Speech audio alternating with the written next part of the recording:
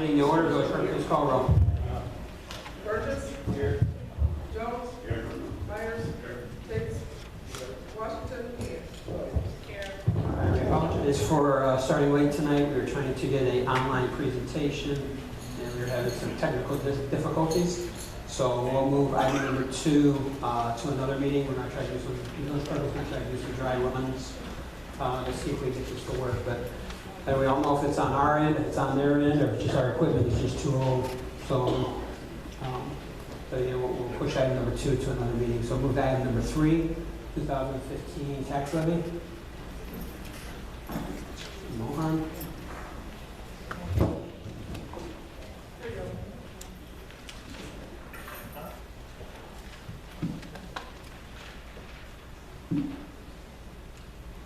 Last year we levied, the village levied $2,231,098, and this year we are asking for $2,310,906.14.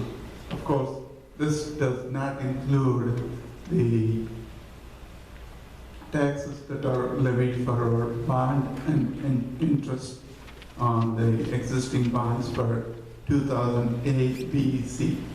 That's automatic, that's not included in this schedule. That amounts to approximately about $694,000, plus the Cook County will add about 5% into that one to make it to 100% receivable from the Cook County. Therefore, I request the board to pass, consider $2,310,906.14 based on last year's tax extension by the Cook County. What was last year's amount? Last year's amount was $2,231,098. Last year, the tax levy was $2,231,098. This year, you're asking for a tax levy of $2,310,906.14. Yep.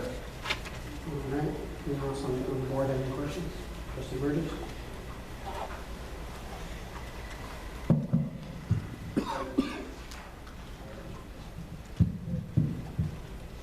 Has the county paid us everything? Not everything. By now, we might have gotten approximately about 2,225,000, another 6,000, 7,000, maybe, yeah, approximately 2,225,000. We are able to get some more $1,000 by the end of December 2015. So until December 31, you will not know exactly how much you're going to get. Yeah. Probably another, I'm thinking about another $5,000 to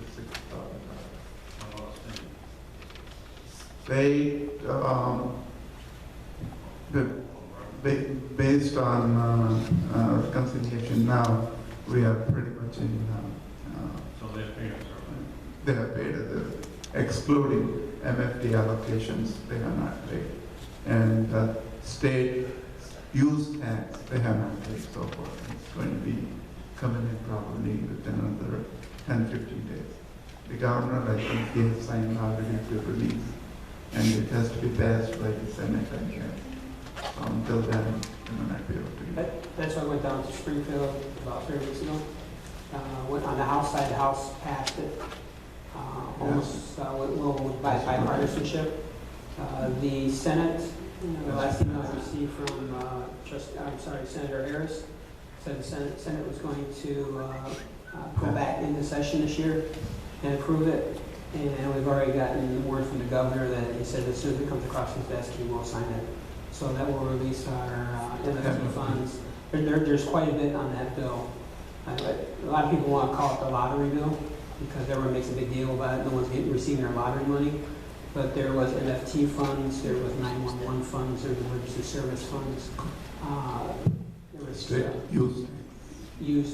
use tax. So, we're hoping that this will go pretty quickly. The governor's already assured you know, mayors and managers and I know that as soon as they pass it, they'll go ahead and put his signature on the line. MSB is approximately in the amount of $80,000 so far. We have to get it from the state.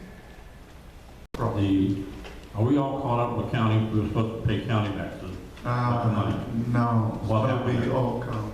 We still owe county. Yes. Approximately about $199,000 some change. I mean, $199,000 some change.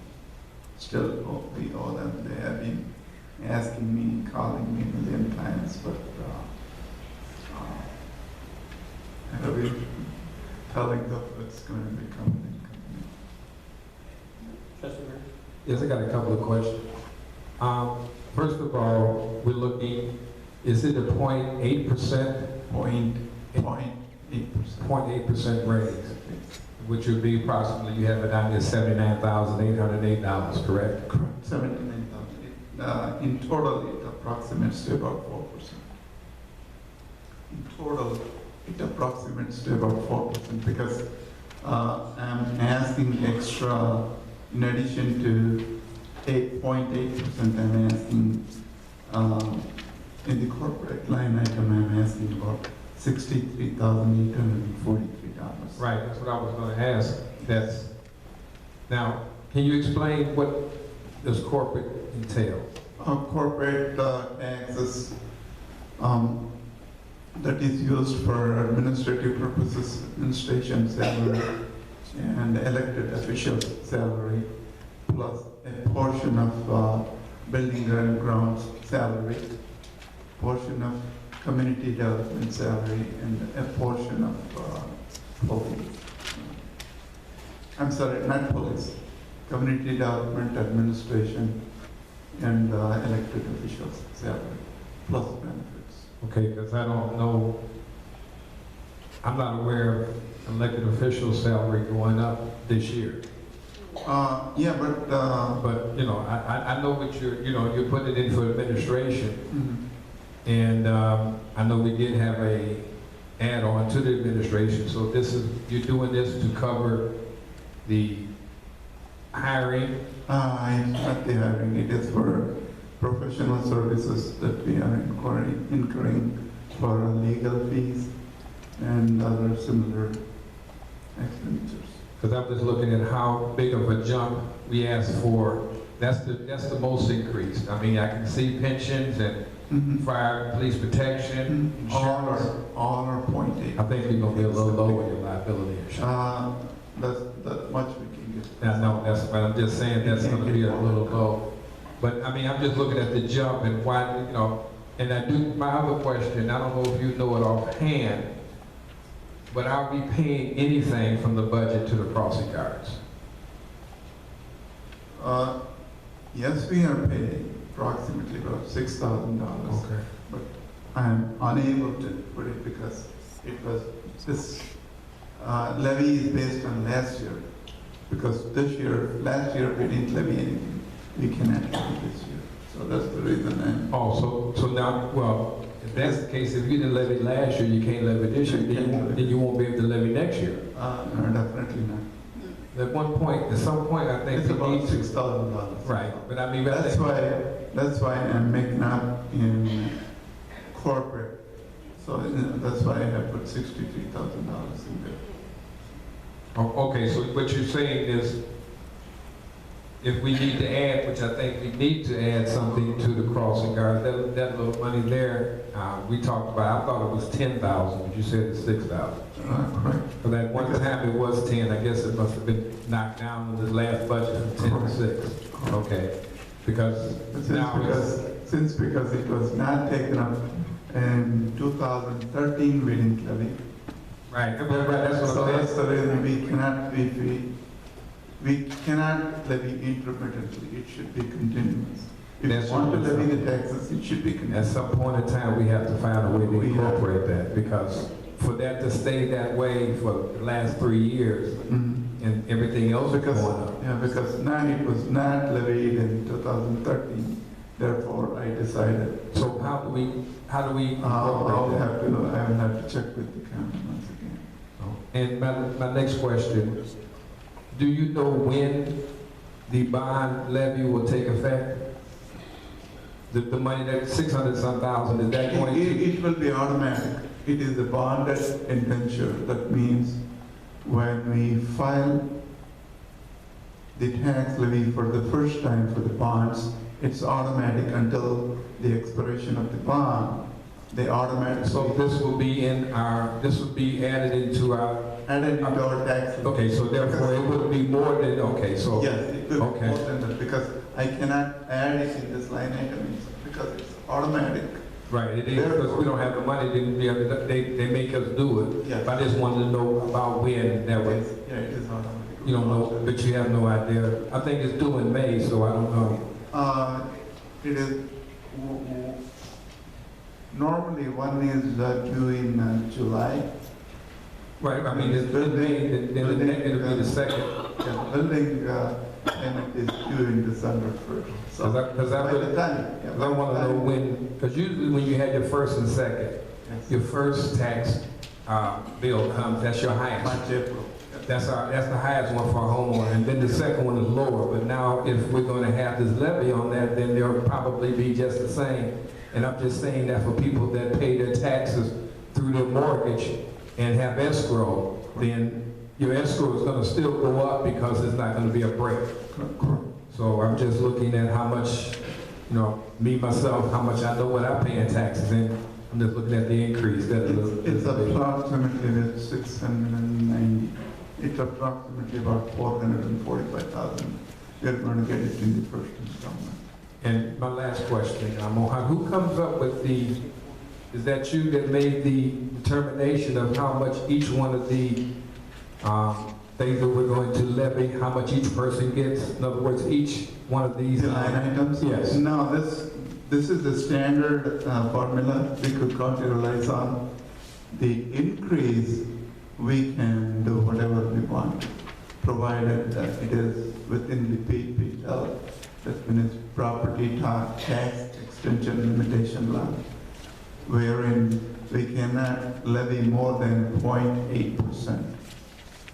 Right. Now, I understand If that. it is so, if it is either the increase in cost of living index, that is 0.8%, or 5%, whichever is less.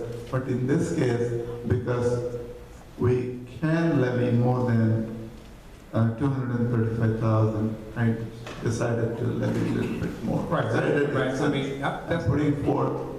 No, but the question I had was, who makes the determination which one of these line items get the most money, or the breakup? Like you said, corporate, it's got 63,000, and the other one's got increases also. Who makes that? Because there is a limitation on the tax levy in the tax levy law. For example, police and fire, we can levy 0.6% each at the maximum.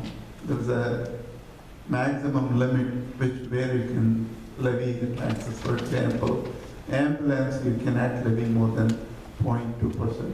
It may be a little higher. So corporate, I guess corporate gets the biggest increase. Yeah, there is They a get the biggest- stipulation. Okay. I can get you that stipulation wherein it states only you can levy this much percent. There are 104 categories wherein these falls in all probably about 6-7 items that is listed in the county tax levy law. I can share that information maybe tomorrow. And do you have, Therein it stipulates all the limitations on the tax levy percentages. and, do you have any idea what our EAV, did it go down this year? EAV, so far it is, as of, this EAV is based on 2014 tax year. I doubt there is a reduction in EAV, I'm not sure. This Reason why I'm asking- 2015 EAV will not be available until after next year. Maybe next year, March, April, it should be available. But now, did our taxing base go down from a year? In other words, that's what I'm. Last year it was more. It was, we This had year more it's paying less. taxes, so we have to make up the difference. And that's what I wanted you to explain, Yes. that we have to make up the difference. That last year we had more tax than people pay. So this year we don't have as many, so therefore we have to make the difference. That's what I was. Correct, because, for example, last year EAV was $100,000. This year EAV is $90,000, but still we are going to tax levy based on the last year's tax levy. That means, however low is EAV, still we need to get our share of increase in taxes. That is the cost of living index increase, that is 0.8%. We need to get that 0.8%. More than 0.8% we cannot get. Subject, there is one more exception, that is 63,000 what I have requested for the levy, because last year we didn't levy on police and fire. Even though we levied more, we didn't get, because of the limitation. It limited to 0.6% on both police as well as fire protection tax levy. That's why it reduced to 410,000, even though we did request 465,000 each last year. But the county reduced it to 410,000.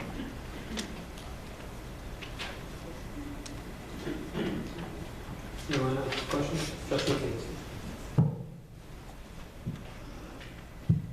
I'm looking at the fire and police pension, and at the bottom, the figures are in parentheses. Does that mean there's a deficit? No, it's not deficit. It is taken out of this total figure because those two funds go directly to police pension fund and fire pension fund. The money will not flow into our corporate account. That's why I have reduced it to show that we are going to get only $2,088,624. Okay, are we current in both of those pension funds? No, unfortunately not. Okay.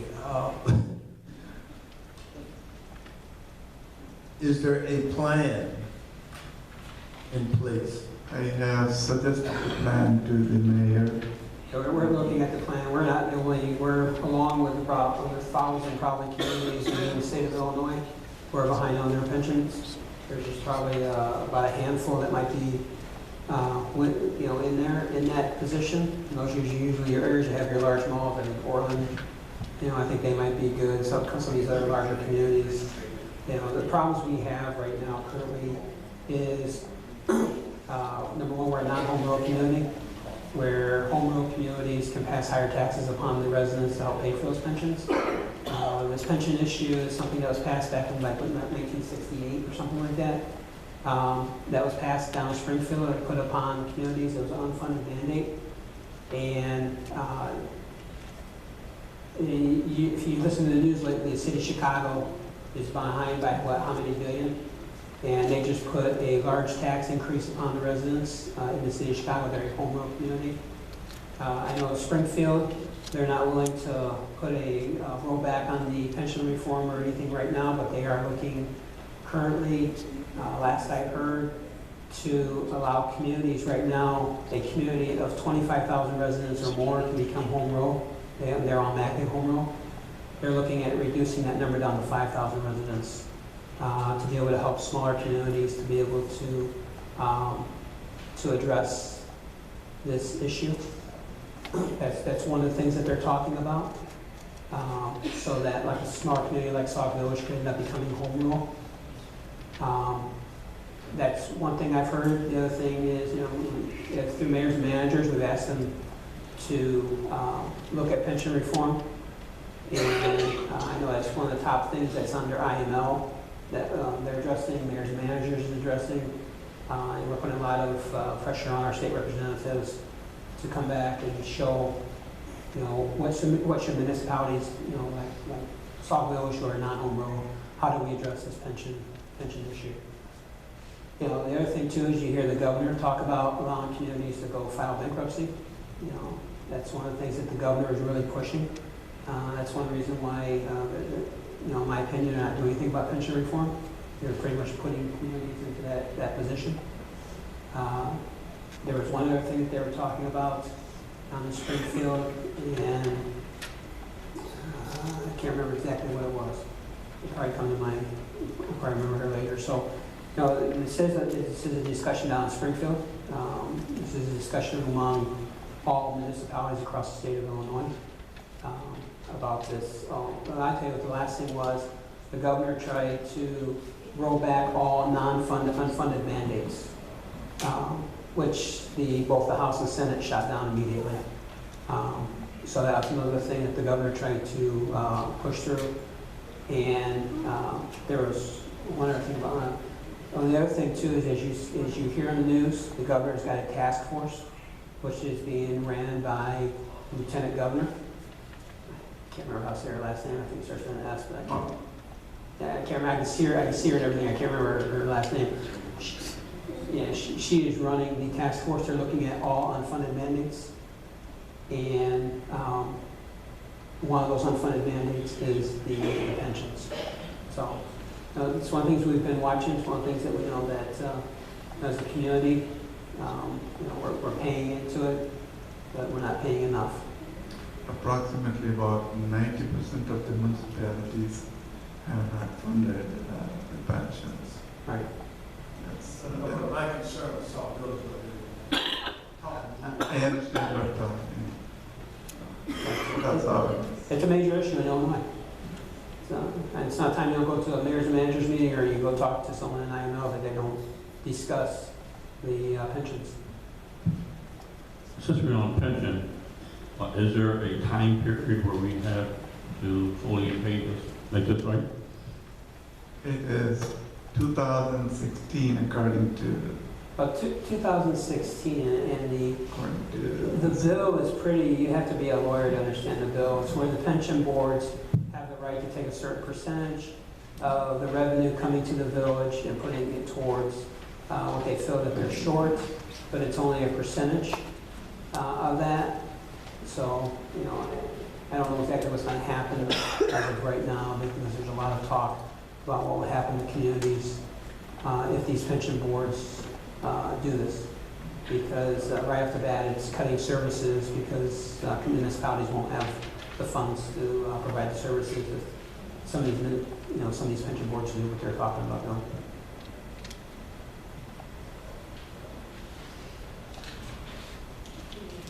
Any other questions? All right.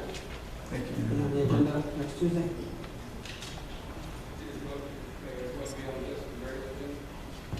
Yeah, we'll find it in business.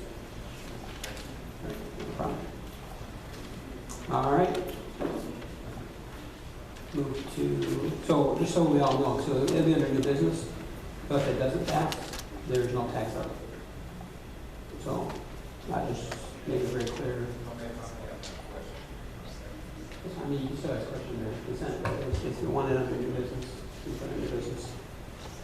So, all right, item number 4, discussion covering committee meetings and the use of village facilities, including the senior center, community center, and village board meeting room. Village clerk. Sorry, go ahead.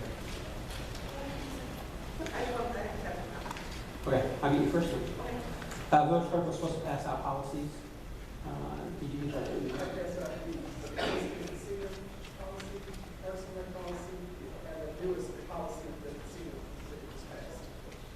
That's what they got. All right. So People are giving up in front when they get ready to rent facilities and what you see that you can't hear. all right, so Trustee Williams.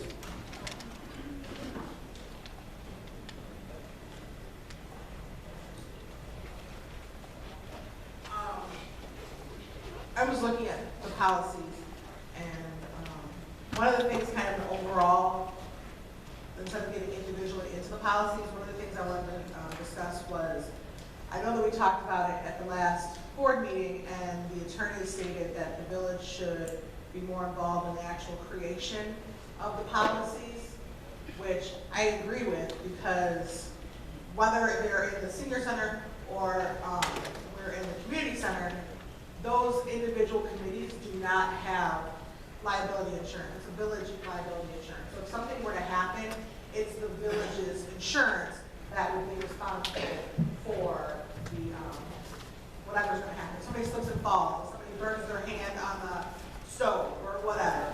So I think that I'm happy to see that this is on the agenda to kind of go over attend the last senior meeting. And one of the things that I suggested to them is currently, when somebody rents out the senior center, they, the seniors approve it and they keep track of the calendar, but that's it. The money comes to the village hall, the money is deposited in the general fund. And per finance director, neither committee gets any portion of that money. And I think that a nominal percentage, like a 10% portion, should go back to the individual committees. They are the ones that are maintaining the calendars, they are the ones that are making sure that the deposits can be released.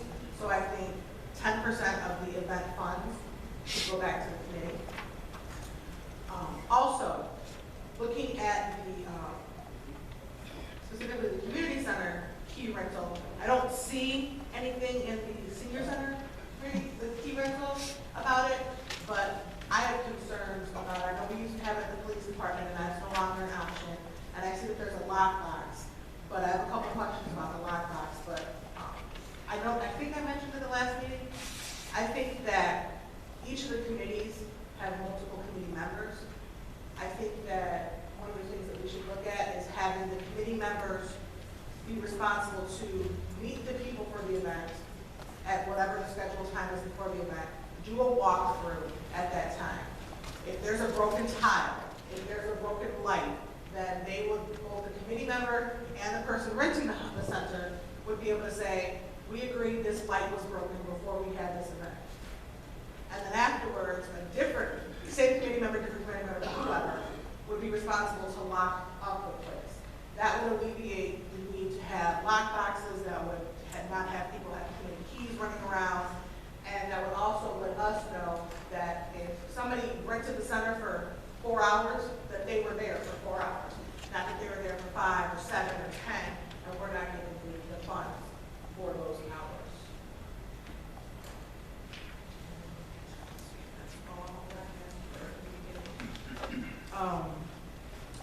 And then I know that we're just talking about the senior center and the community center, but I'd like to talk about this room as well. And one of the things that I would like to see put in place, and I don't know if this is something that we have to set up for a policy, or if this is something that needs an ordinance or anything like that, but I would like to only see this room be used for board and committee meetings only. That's what its purpose was. I think every other time it does not need to go there. If we're having a forum like we did for the water, when there was a huge situation there, we had presenters and things like that, understandable. We have public forums, fine, that's what this room is for. But I don't think that any other meeting should be held in here. No individual meetings from the trustee, from the mayor, from department heads, from anybody. This room should be used for that purpose only. Any other meeting to be had can be at the community center, it could be at the senior center, it could be any other forum. I don't think that this room needs to be open. I think that when we do that, we, again, open up ourselves for liability. There's a lot of times during board meetings, when we're all sitting in this room, that people are walking all throughout the back where our mailboxes are, they are walking back where the copy machine is, and I know that it's happened during public forums and everything else, and I just don't think it's necessary. Again, these are just my opinions, and I think that any event that's held in either the community center or the senior center should be held at a cost. If the Parks and Recs Committee is meeting in the public or community center, obviously their village board or village committee, they should have to pay. But if there's any other organization at the meeting, they should have to pay, even if it's a nominal fee. Same thing with the senior center. If the senior committee is meeting, there should not be a payment. But if there's any other meeting event happening, I think that there should be a payment. There needs to be a better system, not just opening up the doors. I think that our village as a whole needs to keep better track, because from what I understand, both of these buildings are being overutilized, and the village is not aware of it.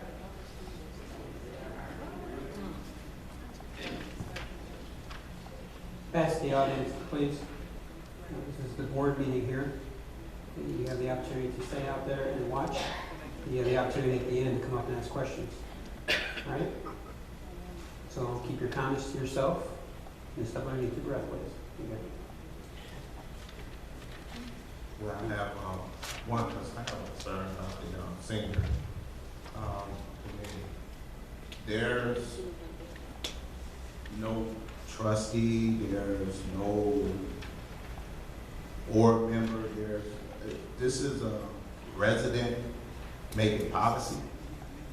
I don't think that should be. Sir, we're in the middle of a board meeting. Please sit down. I don't think that's a good idea. I think that leaves a little bias on certain situations. Someone should be over the senior center for that reason, because there's money coming in. There's rental of property that's paid by the taxpayer. And for a resident to be in charge of that, I don't think that's a good idea. But as far as renting out or utilizing any of the facilities without a fee, the taxpayer, they pay taxes to use these facilities.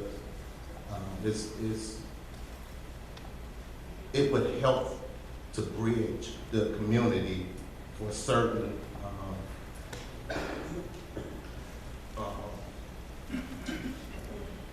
certain groups that could utilize, that's going to bring a benefit to the community. Like as I put in mind that if they would have a mission statement, if that mission statement meets the requirements that is going to benefit the community, I think with the vote of the committee, that either look into waiving a fee, depending on how much feedback will be brought to the community, and also, as I put on there will always be a deposit. So if there is any damage, if there's a lost key, supplies or whatever, misuse, the deposit will be lost. And they would have to reissue the deposit or come back to the committee and say they can't use the facility any longer. But to say that organizations that are doing something good for the community don't have an outlet to bring things to the community, I don't think we should just shut the door completely to that. And well, I know you said you had other questions about the lockbox or anything. I guess we'll get to that. That's all I got to say. Trustee Tibbs. My question goes back to use of this room. I utilize this room for the two committees that I serve on. One is the housing committee, and the other is the intergovernmental committee. And to say that it should not be open, I think defeats the purpose, especially when I hear the comment that the security of people going in the back and by the inbox and all that stuff. If they're in here, they don't have access to walk up and down the hall and sit at the desk and make phone calls. That's why I like to have it in here and not in the back, in the conference room or one of the other locations, because you control the population if they're in here. Now, if you start saying you don't want them in here and you want to use that area, there's no way, and I don't care if you have 12 trustees, that you're going to watch the male and female washroom, that you're going to watch the conference room, that you're going to watch the 6 desk trustees sit. There's no way you're going to do it. So you put them in a consolidated area where you control their movement. And I think that omits the problem of them running the hallways. To speak on that though, even during board meetings, I've seen non-elected officials walking in the back. And no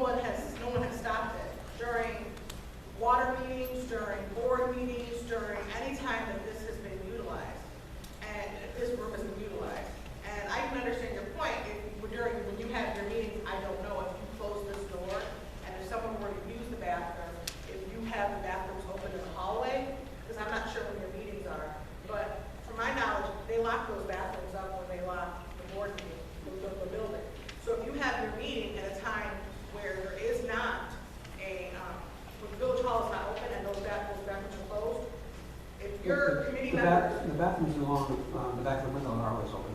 Across from the window, they're always open. By the senior center, Right. but not you over here.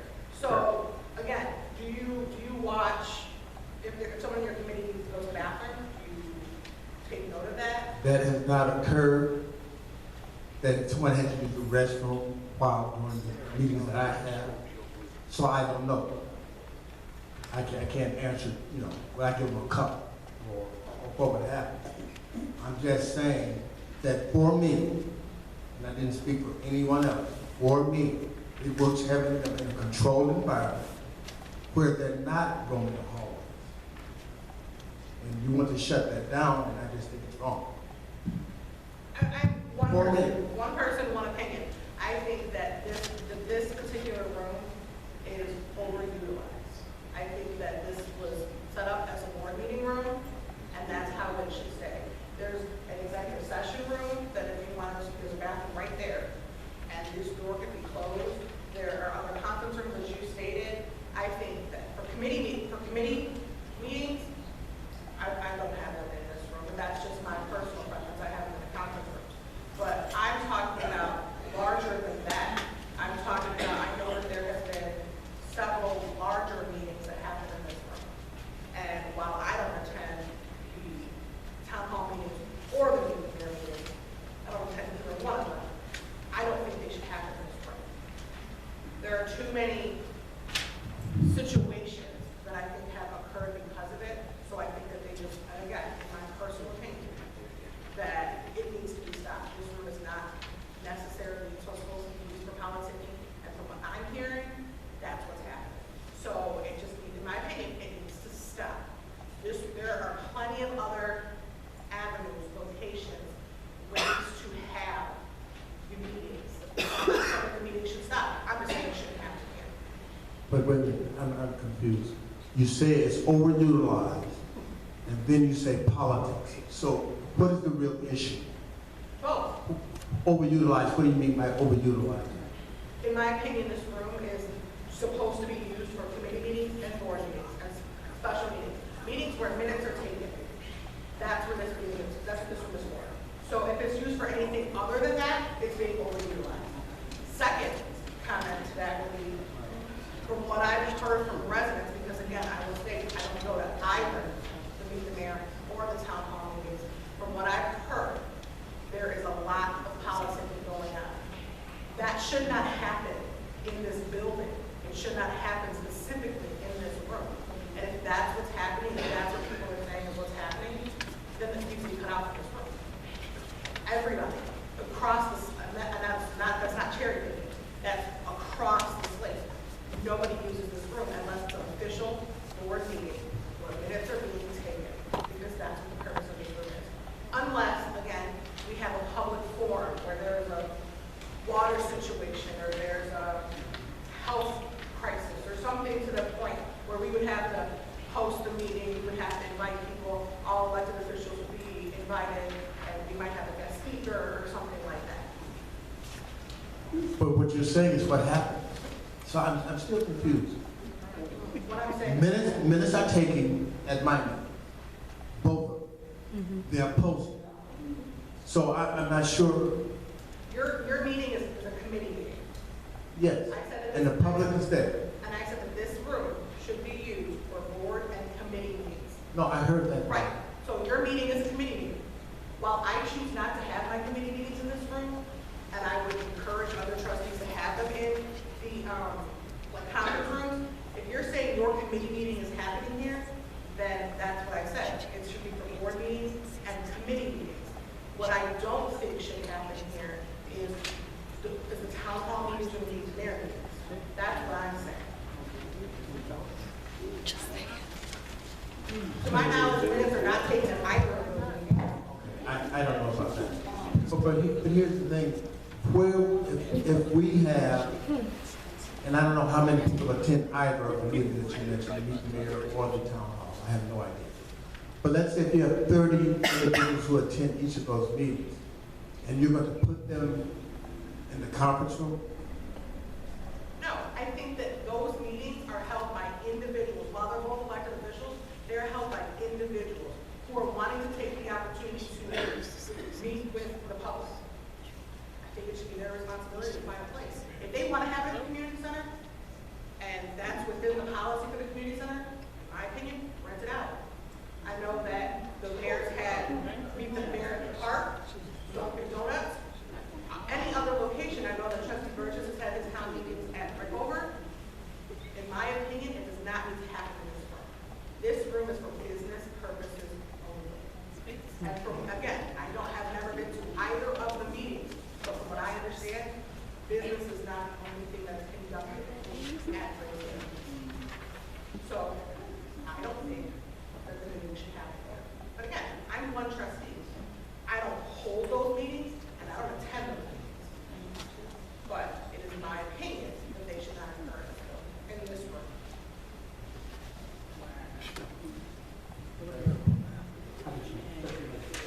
I sat down to trustee Myers. if you want. First of all, Trustee Williams, I have a couple of questions.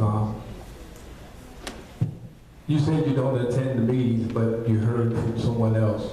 Maybe you should come and make your own opinion yourself. Maybe you should come to the meetings and kind of hear what's going on rather than take it from hearsay. That's the first thing. Second thing, Mr. Mayor, we're talking about, we're going back and forth talking about this. Is this something that you're considering making policy? Is this what you're trying to do, ask questions so you can come back with a policy for this? Or is this just a back and forth, we're discussing this? Well, I've had the village clerk, I'll tell you what, hang on. Wait, now I want to see what trustee Myers has, because I might answer a question. You want me to go ahead and answer this part? Okay.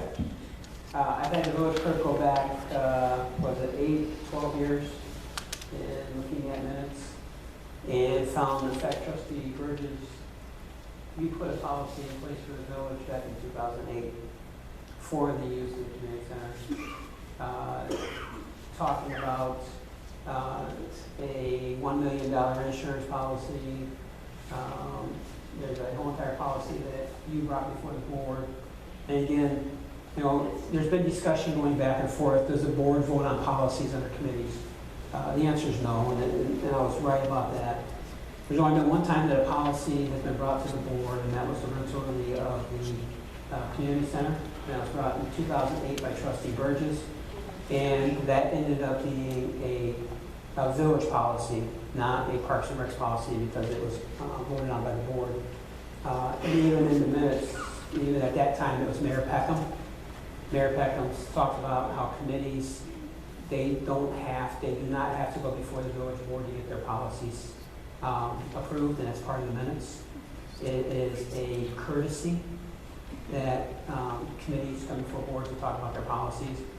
Back in 2008, there was an issue back when you were chair, and you wanted the board to step in and make a policy. So there is a policy for renting the community center that was passed back in 2008.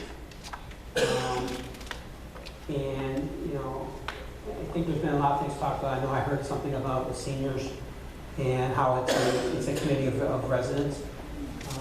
You know, it is a committee of residents. There's other committees that are made up of residents. There's commissions that are made up of residents. When it comes to the senior center, the money crosses the hands of residents. For the senior center, they have to go to the front desk. They submit an application. All money that's transferred goes through Sherry or Cindy or Mike, who's ever sitting at the front desk. And the senior center, their responsibility is to make sure that the senior center looks a certain way. They go back in, the committee checks the senior center afterwards.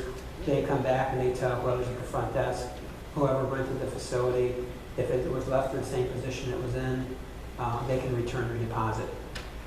That's the way the community center is supposed to be ran also. That if there's any renting out, it's supposed to be going to the front desk. And again, if you go back through the minutes, you find out there was questions about how community centers being rented out back under another trustee by the name of trustee Benson. Trustee making sure that everything goes to the front window. So when you look at the policy is already in place. Now I know we have some new trustees, so I guess we're going to get that policy back out. We probably should have pulled the policy. You know, the trustee, when you talk about village resident, you're a village resident too. So, no money crosses your hands, just like no money crosses the senior center's committee's hands. Everything goes to the very front, window. That's the way it's supposed to be. That's the way the policy is set up. If there's a rental or a use of the facility, they're supposed to be filling out an application. The application should be submitted to the front desk.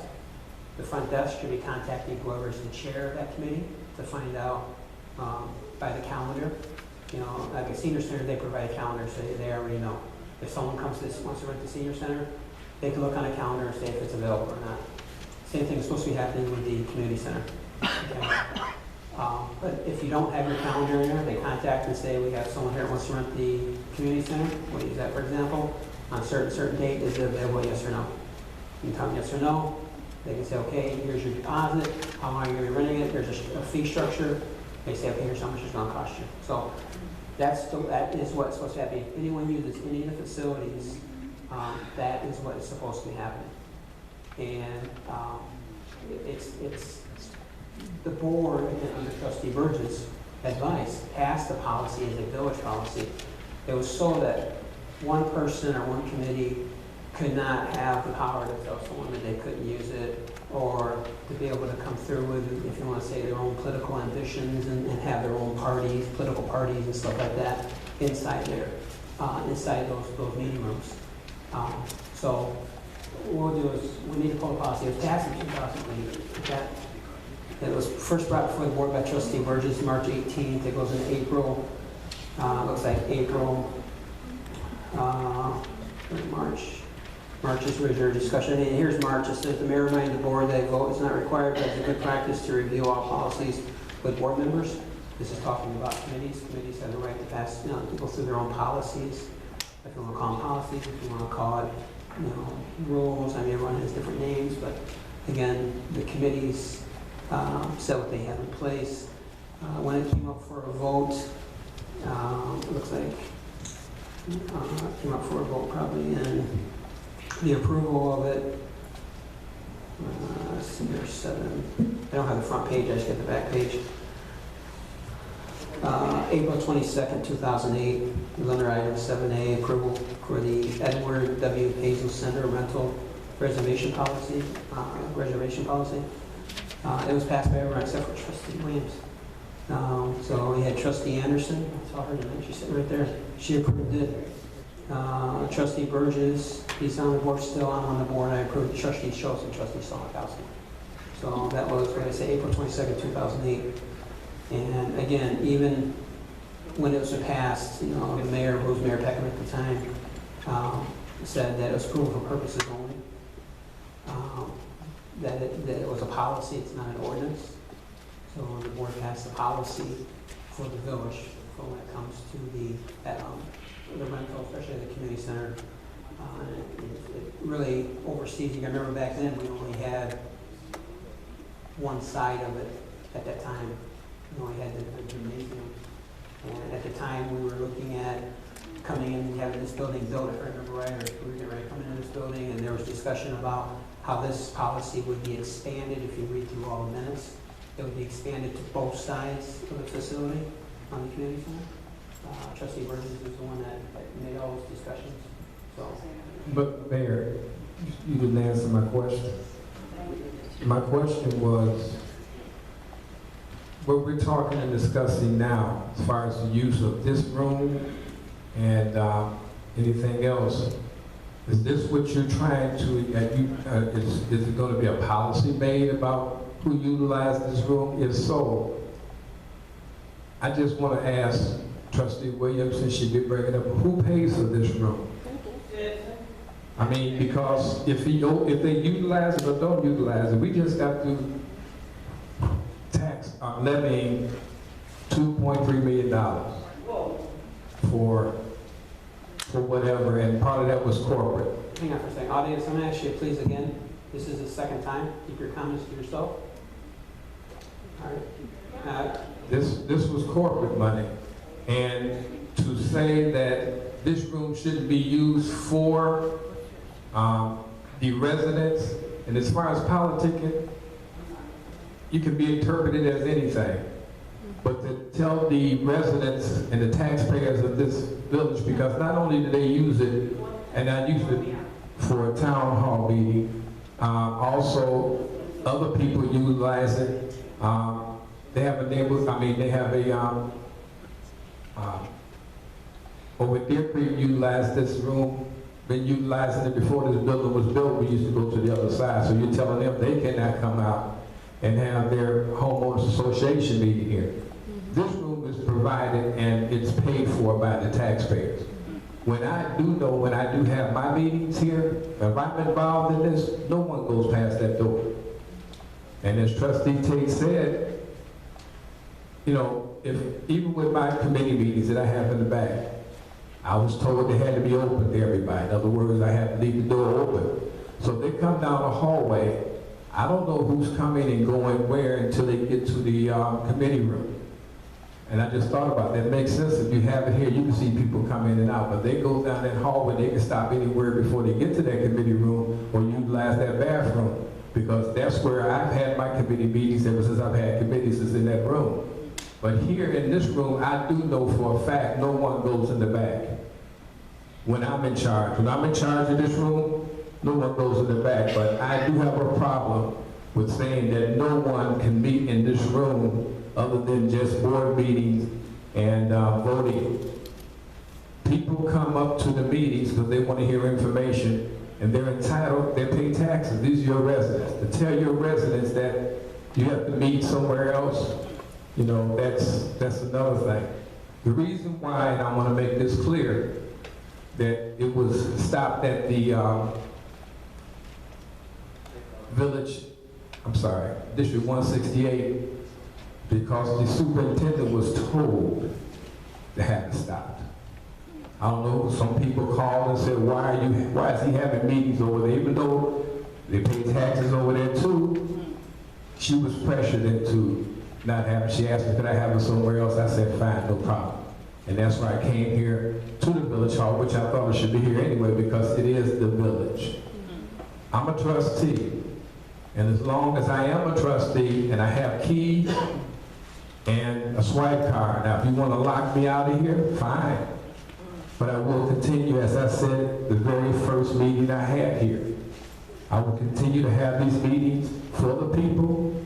And if you think that the politicking coming or going on, come to the meeting. Listen to what they have to say. Yes, people have a lot to say about each and every one of us. That's what we're here for. We are public officials. They will talk about us. So to not have to say we're going to shut that down, when you shut the people down from talking. Now, I don't like personalities. I don't like people to call people out personally. And if that happens, I do shut that down. As happened last meeting, I will shut it down. But to say that we should not have meetings here for the people, this is for the people. We have board meetings, we're here discussing this. Yes, people get up and go to the back, and you're right. I have not seen anybody run back there and say, where are you going? Heard people say that the reason why they're going back there because the bathrooms right out here were closed. And that's why they went. But that was it. That means we need to take care of when we have our meetings here, especially our board meetings and our committee meetings, make sure those bathrooms are open. So that's why I was asking you, Mayor, are you trying to write up a policy that will inhibit any meetings in this room other than board and committee meetings? That's why I asked that question. And if you are, I need to know that. Outside of that, I mean, we're just having a discussion. And as far as back in 2008, yes, back then, anything that I felt that had to do with the village, yes, I wanted the board to know. I wanted the board to know what we were trying to do, and that's why I brought it up and brought it out, that the board needs to be involved. The reason for the insurance is liability. Someone gets hurt, yes. If they want to rent the place out and play basketball, they need to show me $1 million policy, yes. That was brought up and discussed with the board at the time. But I'm asking these committee meeting policies that are being brought up now, you're saying, and I'm asking you, are you saying that any committee, be it whatever, can bring a policy and the village officials that are elected officials have to go along with that because they, in other words, they have no say-so, and they don't have, the particular committees don't have to ask the village officials, can we bring this policy? So if they make a policy and enact a policy, we have no input as far as village elected officials. You bring a good point, and again, looking through the minutes, we went back to 2008, maybe a little before. Committee meetings, or committees have always had the opportunity to put out their policies.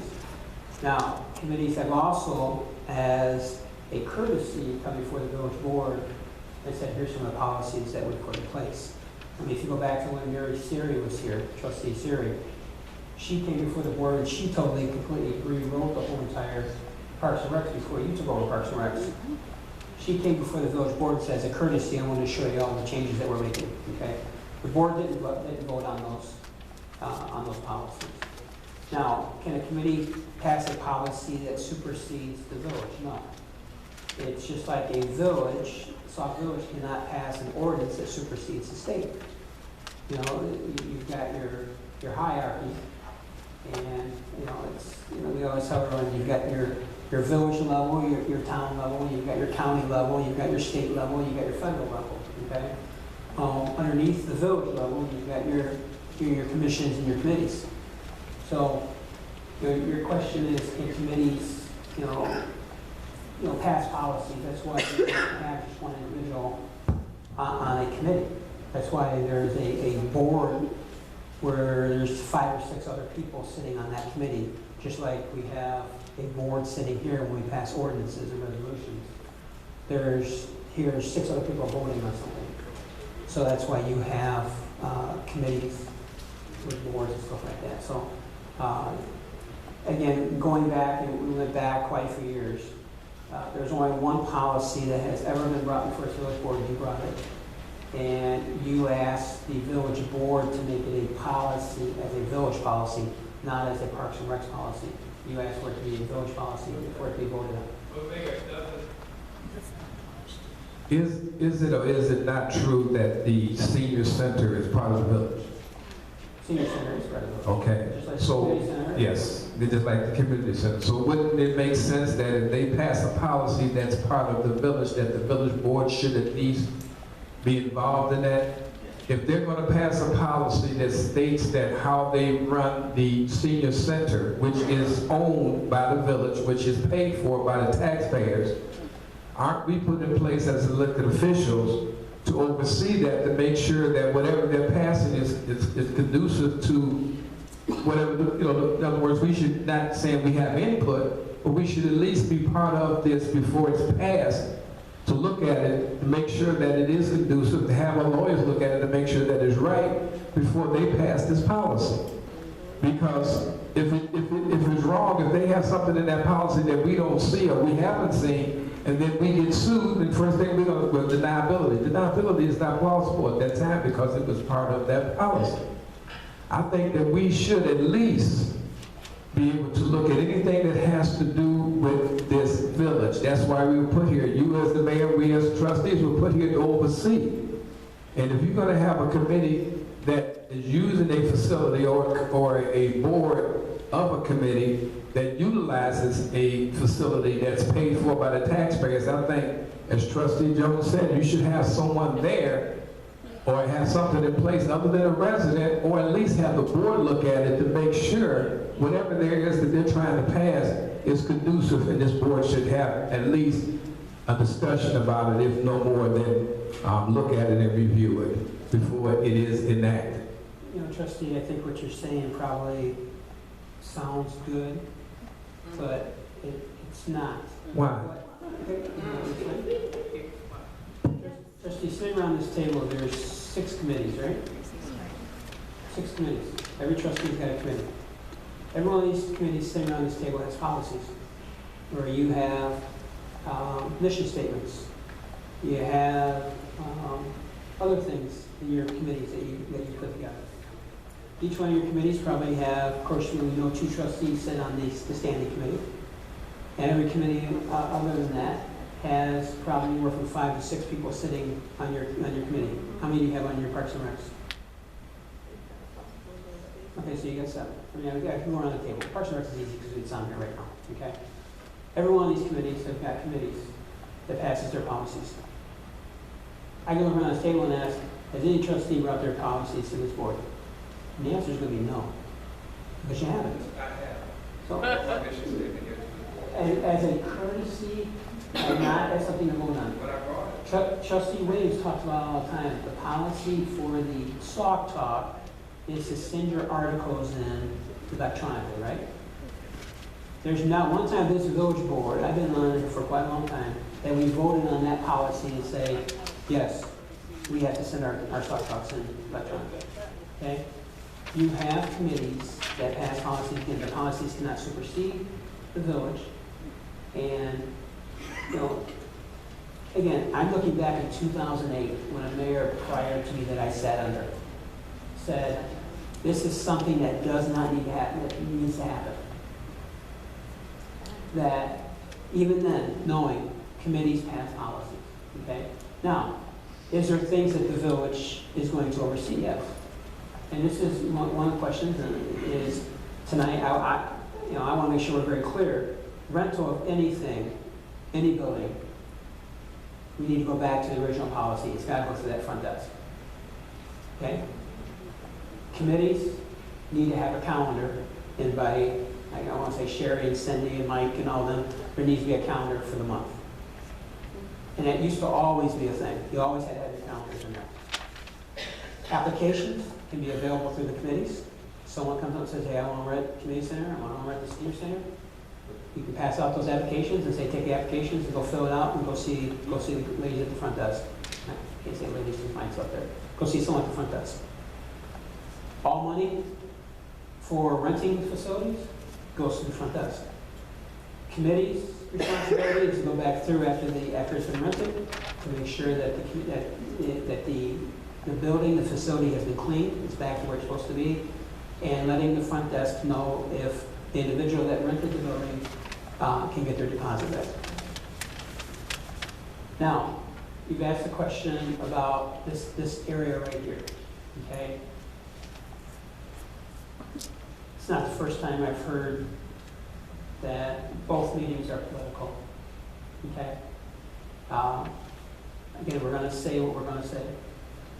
But, I've had other mayors, talk to other mayors, and I've asked what they do in their committee, because I've had other mayors say, you guys get a little political over there, right? The communities, surrounding communities hear things, and I'm sure they're probably seeing things on social media also, okay?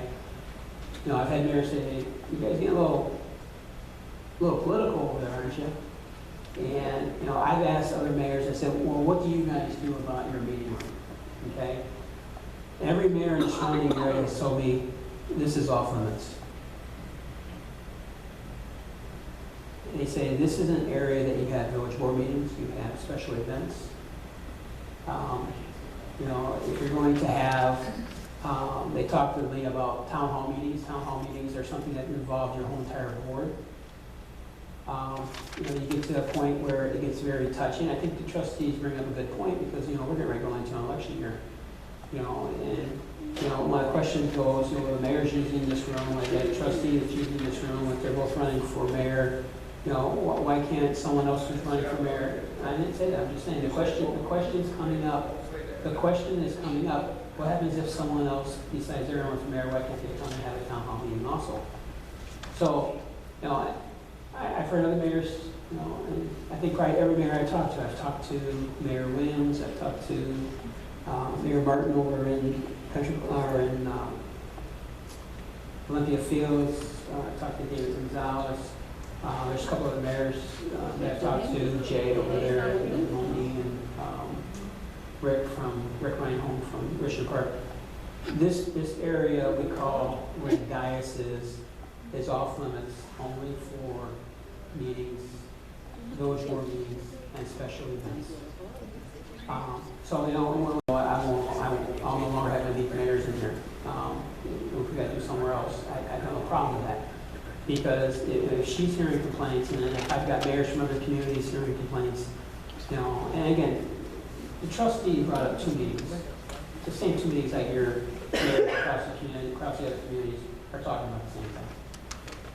So, I think maybe we should really consider that, this room here should be only used for board meetings, special events. I think we've got a special event coming up for the village residents, right? That's a special event. That is the carols and cocoa and things like that. And then they have the reading of stuff for the kids, right? And passing out the gifts, things like that. That's going to happen, okay? You've got this Saturday, you've got Santa's coming to town. You're going to have an event over at the community center, right? So. My question to you, Mayor, is this. You said that you're not going to have your meet the mayor. That's fine. I still want to have the town hall meetings because if you've been to them And Trustee Williams said she hasn't been to them, but I've had other trustees say that they've been to them. It's an informational meeting that I have. They ask questions and they air out their problems. Yes, they do. So that was something that you may not want to have. You'll meet the mayors, but I'm still going to have the town hall meeting here for the public, for the people that pay taxes here, people that live here in the village, because that's the time that they may be able to come out and ask questions for as long as they want to and don't have to be set down, shut up, or whatever the case may be. They get a chance to talk, and that's what that is for. That's why I started it in the first place, so people can sit and not only that, they get to network with their other residents, find out that they're not the only ones that have issues that are going on, and to find out about different problems that they have with trees, with lighting, with things like for public works. And I do write those down, and I do give a list to Kevin. So I understand, but I'm still holding fast, and I'm still going to have my town hall meetings here because I think they are very, very constructive, and I think that they are very informative to the people. And yes, we've had incidents. We had incidents where people came in and disrupted the meeting. But as I said before, I shut that down. So if you feel that you don't want to have your meeting there, I'm sorry. But I will continue to have the town hall meeting there for the people. If you don't want to put it up on the bulletin board, please let me know now so I can understand.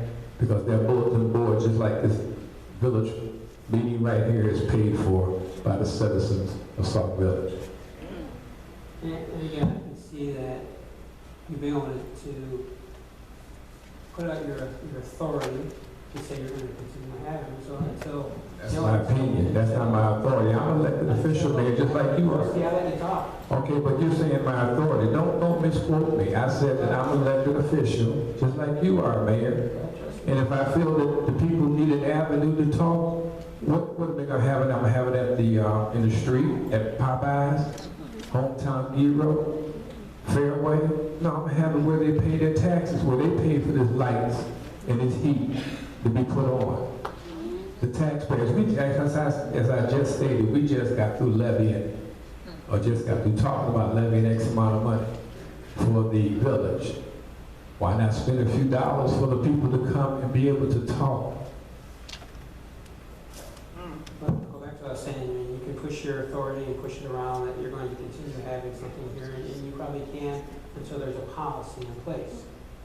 So, you know, I guess we're looking at the board, I know I see some hands showing that, you know, if we have to look at a policy, if that's what the majority of the board wants, you know, we'll put a policy in place that this room won't be used except for only board meetings and committee meetings, and I guess special events. I mean, I can be the same way as you, and you know, I can continue having my meetings here because you know there's no policy in place. So, we go over here to Trustee Washington first, and I'll shoot back to you. Oh, I do. Hang on, I'm sorry. I still a Trustee Myers. Okay, so sorry. Okay. I have a couple things for you, sir. Okay. All right. A few weeks ago, we had a pretty good discussion over board one policy. And then we made a statement that the board has never done, well, the board has done, I had to say that night. The board has done, excuse me? The board has, did, when Vincent had a problem, we had to come in and take care of that. We took care of the situation. John brought it to the board on rent and everything. We had a problem with how much to charge stuff. We came back to the board and we discussed that and made a recommendation to him. He read his own policy done. This policy, each one of the policies I see for me there is a policy. But again, you said the board should get involved. Hypothetical. I belong on the committee. I'm a senior citizen, and everybody lives in town. I get a Friday night. I don't know if there's a Friday night open. I'm just saying I get Friday night. I write my policy up. Well, the ABC group's going to meet here Friday night at 7 p.m. The ABC is going to have their meeting, and then after the meeting, we're going to go in and have a little bit of lounge time. We may smoke a cigar, we may play cards, or we may have pop up a bottle of wine or something to have it. Well, the whole point of getting that, we don't know this. This is the committee made it. And I hope they're providing and abiding by our rules. And so I haven't gone, truthfully, I haven't gone to any of the meetings, and I can if I want to. But there again, there's procedures here that we should look at. I went through all these policies. There's comments I have on each one of them. But there again, if the mayor decided that we're not going to have anything to say about the procedures that these committee writes up and go by, can I ask you a question? I'm the Sam Heck we're here tonight.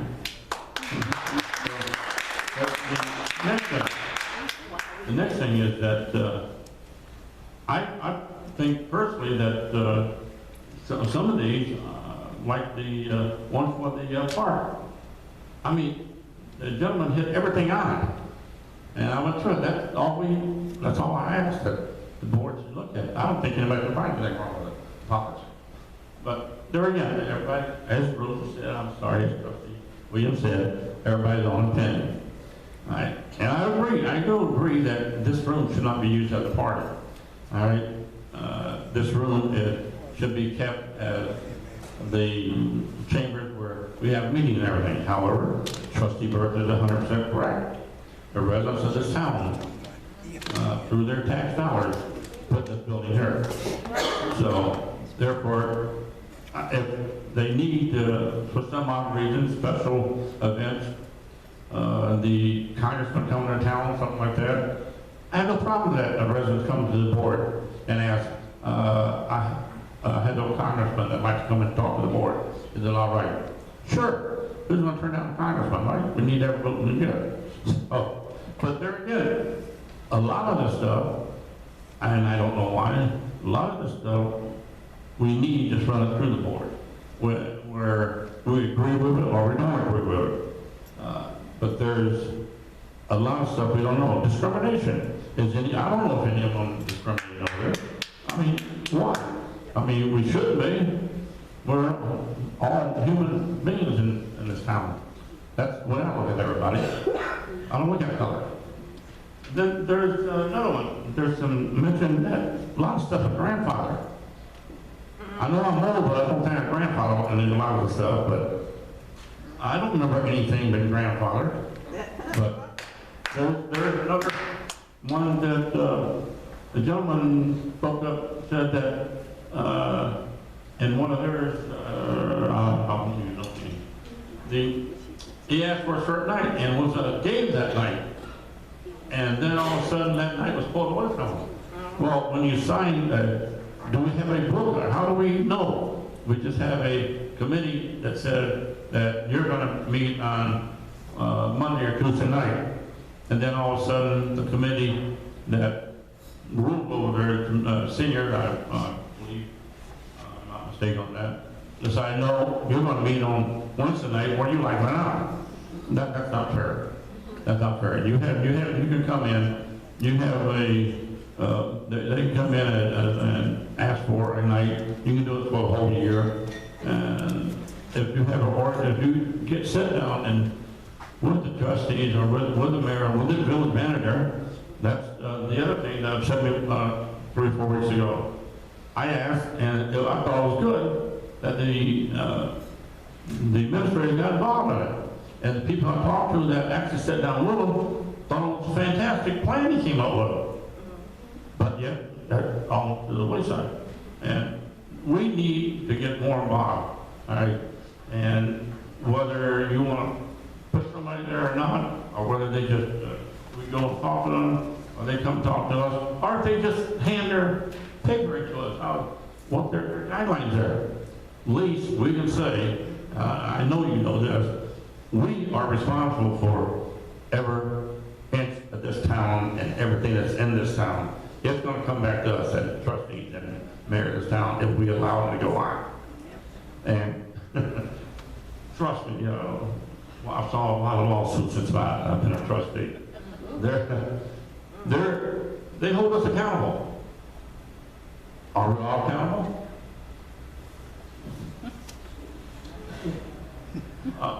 You don't know. I believe there's twice, maybe three times, that you yourself, sir, have actually visited my meeting. I've had it. It's open. Every one of our meetings are open. For the mayor, the manager, whoever wants to come in, I don't know. But we, as trustees, don't do that. We should go to each one of these committee meetings and find out what's about. And the use of this room, I see no problem why trustees can't use it. I see no problem why committee members can't use it. But we need to know what's going on in this room. Not just Friday night that I'm just using a name now for everybody in the audience. Name is Samuel Jones. I apologize. He's going to come out and he wants to use the dome, but he wants to use the building. But that's what they said. But yeah, we did not know about it. I walked in this building many days, and there's a meeting going on. Hey, Sherry, what's going on in the boardroom? I don't know. Hey, Cindy, anybody know what's going on in the boardroom? I don't know. I've even asked the manager the other day, what meeting they having in the boardroom? I'm not sure. We need to know what's going on in this boardroom. This is our building. This is the village of Sauk building. We need to know what's going on in it. So we need some other guidelines. I don't want to call it policy, don't call it policy. We need something other to go by, and that's all I'm asking. And thank you. Oh, there is one thing.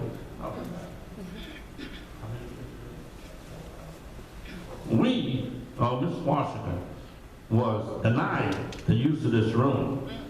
She wanted to have neighborhood watch. She was denied the use of this room. And I don't know if we know she's a trustee. So there again, if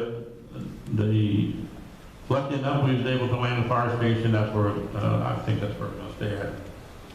We're having it there and we're cleaning up and everything after meetings, that's it. The same thing can come here as Ms. Williams suggested. After you have a meeting, clean up behind yourself. If you don't clean up behind yourself, you're going to get notified by the administrator that, hey, you caused a mess. You're on notice now that you don't use this building anymore. I know Trustee Jones does it, because when I had my doings over there, I had to go right behind him. We stand there, and sure enough, there was somebody that came behind me to make sure that room was cleaned up. That was John Parkin, by the way. But he made sure it was clean. But there again, we just need something. And again, I think we've gone away from the policy again. You asked why we're here tonight. Again, number one, we're here tonight because Trustee Williams asked for it to be placed on the agenda at the last board meeting. So that's one reason why we're here. Number two, I think that going after the last discussion we had about policies and stuff, finding out more information as the village clerk to go through that quite a few years to go through village board meeting minutes and finding out, has the village board ever approved a policy and only finding one, that one dating back to 2008 and then becoming a village policy, not a Parks and Recs policy. So, you ask about, you come in, you see people using this room, you don't know what they're doing, no one knows what they're doing.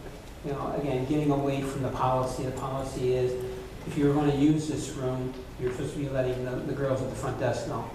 I'm using it this day, so there was never a problem of coming in and there's someone else using it or there's another event going on.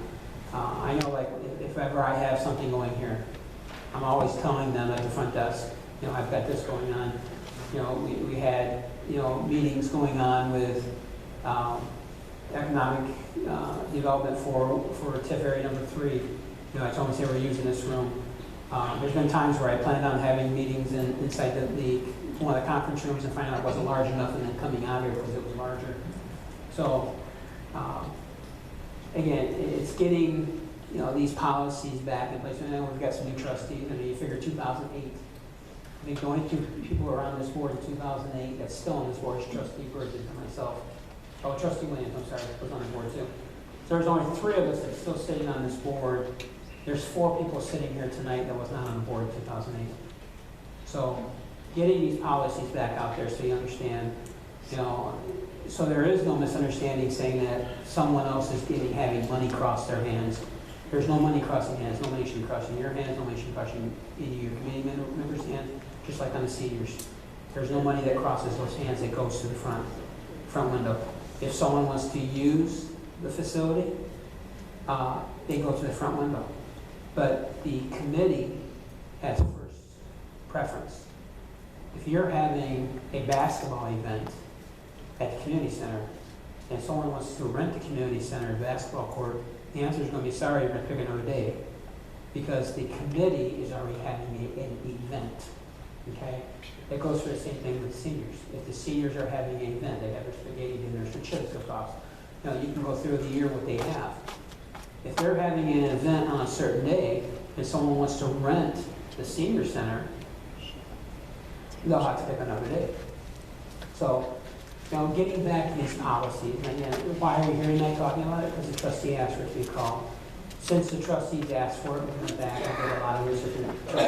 George Clerk did a lot of research because I asked her to. Going back and finding out, you know, and we're going to propose a policy that was approved by the board and put it to you. But again, Trustee Myers held up the Parks and Recs policies, I think, right? He said they were pretty good. Well, if you look at those Parks and Recs policies, you'll find out they were, I think, first, those are very serious. There's only been one change to it, and that was in 2008 when Trustee Burgess came to the board, and that policy was voted on through the board and became a village policy. So that goes all back to Mayor, it goes back to Mary Siri. No, village policies we do, but it's not a Parks and Recs policy that the board approved. It was a policy for renting out the facilities as a village policy. So, and again, I understand everyone wants to be in control, maybe a little bit more control, and you want to be able to have say. But you even mentioned it. How many trustees have ever attended a senior committee meeting and sat through the whole time without falling asleep? I'm sorry, Rose. How many people have gone to some of these other committees? How many trustees have ever, I mean, you probably got a couple of trustees come to your Parks and Recs. But, you know, especially now because we've got 2 trustees sitting on standing committees. But, I mean, for years, people that, you know, trustees didn't even go to committees. I don't go to every committee. I'll pop my head in every so often at committee meetings, so what's going on. That's why you have a committee. The committee with members and make recommendations and what their committee is going to do. Again, I think what you're asking is you should maybe, I made a statement a few months ago. You got what you asked for and lost what you had. If this board wants every single policy from every single committee to be approved by this village board, I think you better think about what you're asking for. And if you don't approve a policy that you're going to put in place. Because, you know, the old saying, what's good for the goose is good for the gander. If we're going to say every committee has to do it, I've got 6 committees sitting around this table right here, not to mention all the other committees. So, Trustee Washington, you're next. I got her after you. Oh, okay.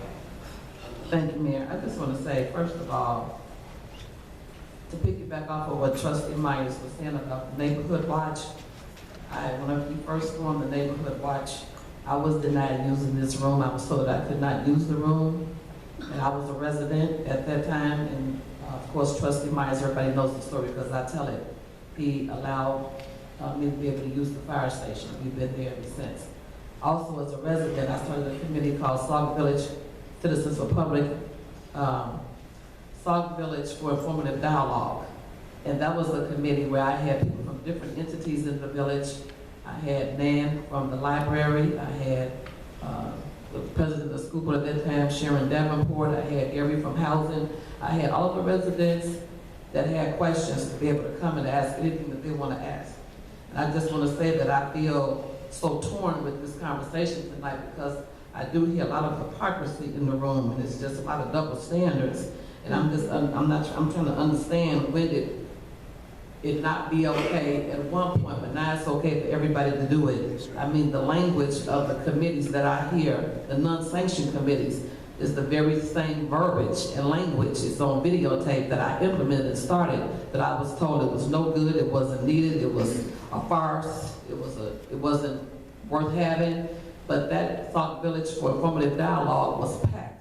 So since I couldn't use the village hall, we took across the street and we used the community center. And a lot of people in this room was there at that meeting. In fact, the very first one that I had was boycotted, but the mayor came, Trustee Burgess came, and some of the residents I see out here, they came. And the format for my committee was to allow those people from those different entities to be able to sit at a panel table, and the residents could come and they could ask any questions that they want to ask to them. Nan's here with the library. Somebody I remember specifically raised their hand and told her, every time I walk in the library, there's a lady sitting there, she's looking down, and she might not look up for 20 minutes. Nan stopped that the next day. So residents had a chance to come and they could voice any of their concerns in the entire village.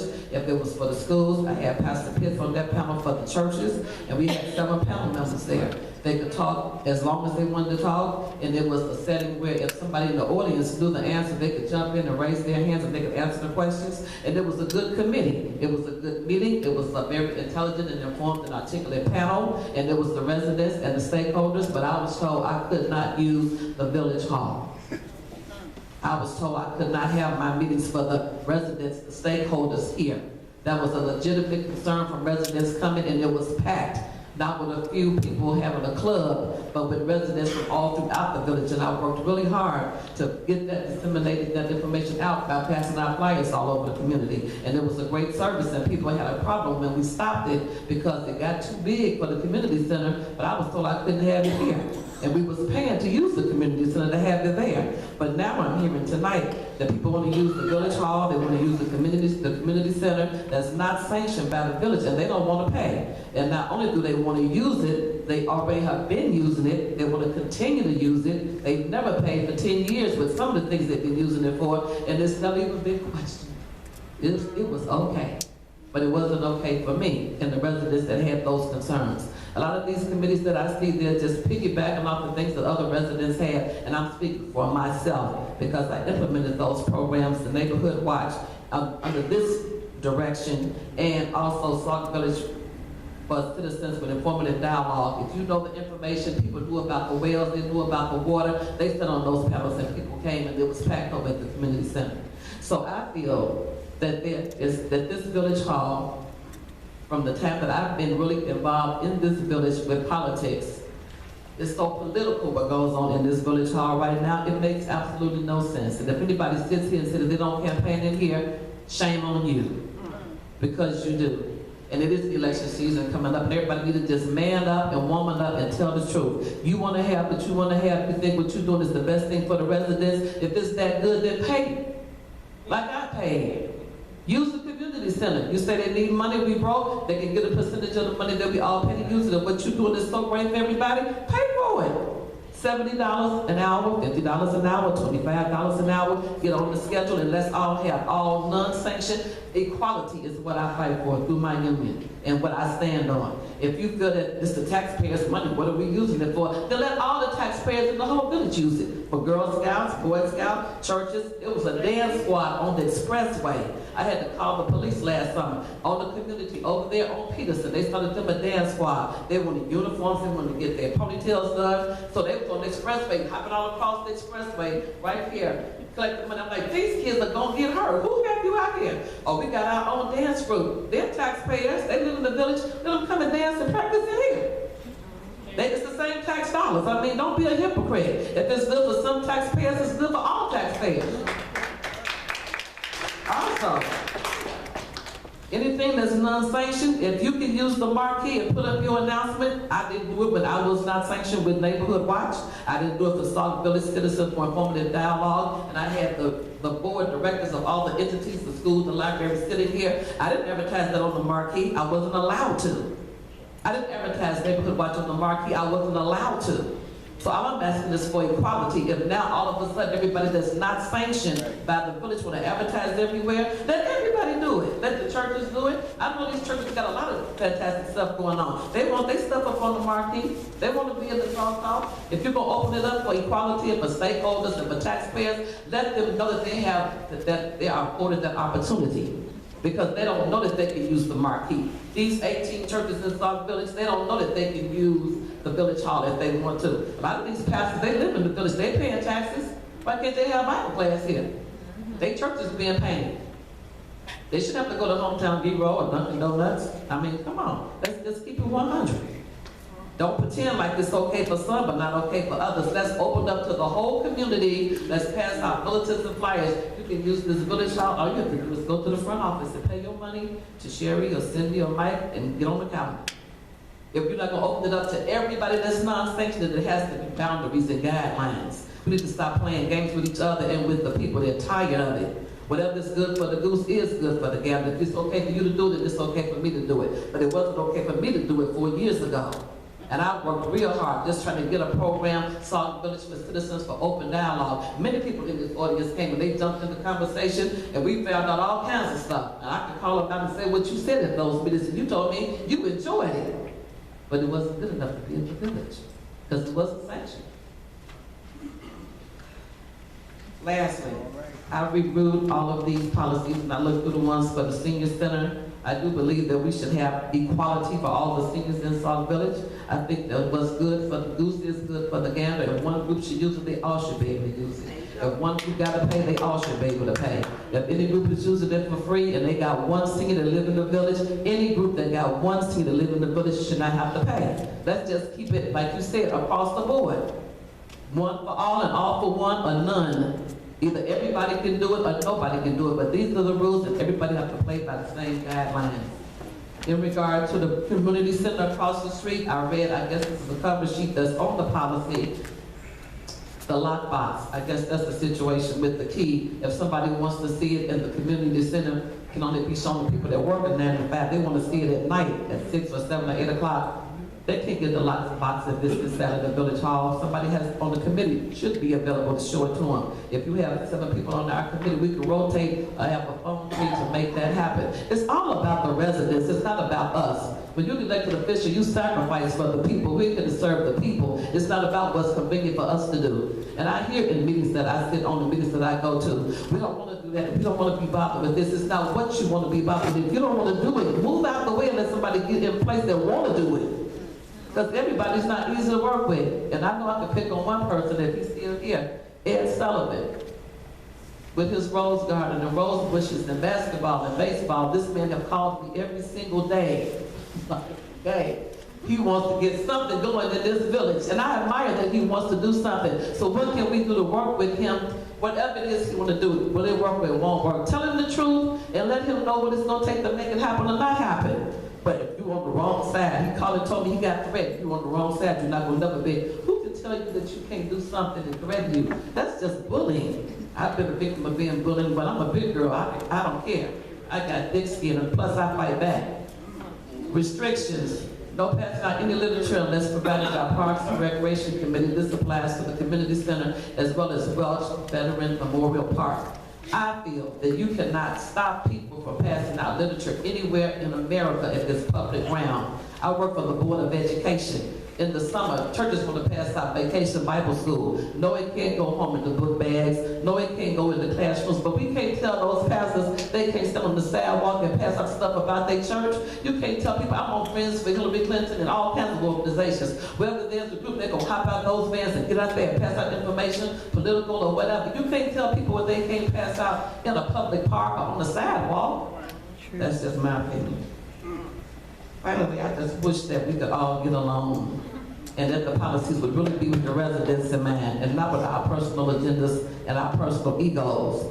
Whatever we feel about each other personally, and we all have opinions about each other, I feel that we should come together and do what's best for the residents. I do believe that this room is overused. I do believe that this room has a lot of politicking going on. I do believe that we should vote on whether there has to be a policy or not, what's going to be going on in this room, and if you're going to let it be for non-sanctioned committees because they pay taxes, and for whatever reasons that you deem that's justifiable, then I think you should allow every resident that pay taxes in Sauk Village know that they have this opportunity. It can't just be for your group or her group. It has to be for anybody in the residence.